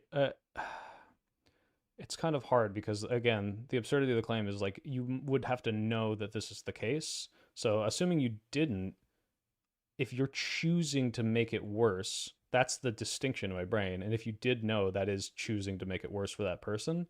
I know, like, I understand the difference of like, well, they would be normal without this chemical, or this is how they always would be. But like, in my eyes, you're causing an outcome with your decision. And one of those is just by having normal sex, Sure. and one of them is by I think I more actively care introducing about an the extra chemical. Yeah, I think I more care about the fact that our intuitions want us to say that we are not taking an action to impair Bob, whereas we are taking an action to impair Bill. And this matters because of its relation to personal identity. And this was like the point that I was going to get on is that like if we were to have, you know, like if you were to take thalidomide before 16 weeks or whenever your like your marker for consciousness is, then like that would be more similar to like choosing to create Bob than impairing Bill. And like right, for instance, like Yeah. it's not illegal for Mary to have Bob, even if she knows he's going to be born with a missing limb. But it is Right. illegal for a doctor to give Mary thalidomide, knowing that like Bill would have had an arm, then he was going to lose his arm as a result of it. But the thing is, when you identify personal identity in the way that you do with consciousness, and then like taking thalidomide before 16 weeks, you know, that doesn't impair Bob at all, or sorry, that doesn't impair Bill at all. Bill doesn't even exist yet. Mm-hmm. So, but like, we don't really want to say that. Intuitively, I know we don't want to, but I'm viewing it as that. I'm saying I'm trying to be consistent. It's like, oh, did you blind Bob by having a baby you know would be blind? Kind of. Yeah. You knew it was going to happen. You knew I'm going to create a person who will always have been blind if I choose to create them, but I'm choosing to do it. Then you're kind of blinding Bob. It might as well be I'm going to have a baby and then I'm going to introduce a chemical halfway through the birth that will blind it. I view these the same. I don't know if you can punish them the same, but like I view it as morally the same. So I don't know how this changes the equation. Got it. Well, Iceland, I'm pretty sure it's Iceland. They actually like abort the Down syndrome babies. Yeah. Yeah. So I think that's a like, little different because like I mean, don't get me wrong. Personally, I probably would have an abortion. I don't think I want to have the consequences of a Down syndrome baby, but I don't think I'm robbing a person of life there. You would say that I am, but it's one of those things where it's like, I think Down syndrome is, yeah, to an extent, you could view this as I'm choosing to have a disabled baby. But that was if you did it, if you knew before you had sex, not while it's in the womb. At that point, it's like, if you view it as killing, there's like kill a disabled person, there's a different thing going on there. There's a language difference between like choosing to have a baby that's disabled versus like making a baby disabled. Right. Like you like well that is the language difference is that I'm inflicting this disability onto someone instead of just like having someone who has the disability. I guess hold on, we gotta distinguish the timeline here. If you've already had sex and you're pregnant, and this is hard because you don't agree with this, but I'm gonna say, in my view, it's a zygote, and I would have no qualms getting rid of this. And now I'm choosing: do I let this zygote continue into a baby that will be disabled, or do I disable a baby? I view these things as almost the same. The only difference being, one of them is obviously you're taking away the person's who wasn't disabled ability to not be disabled. But either way, you're choosing to have a disabled baby, and I view this as like the very similar moral equivalence. Obviously, one is more evil because you're like, well, I don't have to do this. I'm just going to do it because fuck this baby. I want it to live a shittier life. But in the other scenario, you're like, I want to let this baby live a shitty life. Down syndrome might be a bad example because Down syndrome people are super fucking happy. A lot of them are. So that's, you know, it would have to be that's why I'm using like missing limbs, for instance. Yeah. No, so I think because I think like taking thalidomide and I hope you would agree with this actually, like in Bill's case, and like before 16 weeks, and then choosing to have like that, you're like violating Bill by doing that. But I don't think you're violating Bob by having him. Okay, I kind of do in certain ways. I view this as like pretty morally equivalent in a lot of ways. I got it. So yeah, that's actually, yeah, that would just be like an absurdity that I take on your view as well. And I think I'm a crazy libtard. I love yeah. killing babies and saying morally insane things, I guess. I know. I will say this is the first conversation I've had where someone has just accepted every single absurdity I posed. So maybe I'm just that stupid. I don't know. I appreciate you coming on, man. I am getting hot as shit. I'm sweating. My whole chat is asking why I'm wet, and my camera's giving me the overheating warning. So I gotta skedaddle here. yes, but it's good talking to I you, think we and- covered basically everything. Unless you want to cover violinist argument another point. Probably not. The reason I don't have a lot of abortion debates because it is one of those just like there's no correct answer. There's moral prescriptions and philosophical arguments, and ultimately I'm just trying to look at it like, what do I think is going to be doing the best if I don't think it's killing babies, and that's where I go from there, and then you just argue in circles at that point. But hey, I appreciate you coming on. Thank you again for inviting me out to that, and you should start making some Charlie Kirk memes and posters, like John Paul like smirking like, hey libtards, like if it's not a baby, then you start posting them all over campus. I think those would be great. You got to carry the flame, man. I know. Yeah, I'll go ahead and do that. I'm starting to make more videos on my channel soon, so I'm gonna be. Okay. Are you gonna clip this? The soy pill says absurd thing, part 7. Can't wait. Yeah, sure. Yeah, do you mind if I clip it? I'll clip it. It's all you, man. It's your content. Yeah. I'm doing a review of my Destiny debate first, and then then I'll clip the hell out of you. Okay, sounds good. Well, good luck, man. I'll probably see you on the Wednesday if that's the if you're gonna be out there countering UFA. So. Yep. All right. 22nd. Yep. Toodaloo. All right. See ya. All right, guys. I learned a lot from the stream. A few good points I hadn't thought of before. Well, thanks, Kanubis. It was good to see you on stream. Hope you're doing well. I've seen your Instagram updates periodically. Guys, I hope you enjoyed. I will upload this VOD to Soy Pill Streams. If you're not subscribed, go subscribe. I have to go edit. I want to have this video out by Wednesday, pretty much, if not earlier. So, got to go finish that. If you're in the Berkeley Bay Area and you want to see me for some reason, you freak, come to Berkeley campus on the 22nd near Telegraph. That's where UFA is going to be. That's where John and the TPUSA is going to be. So you can come say hi. I'll wear the hat so you can recognize me from far away if you thought I would be taller than 5'10". What else? Monday, we got a stream, live and learn. Anything else crazy? Nope. I think that's it. Thanks for tuning in. Hope you enjoyed. Type 1 to end the deep state, and have a good rest of your weekend.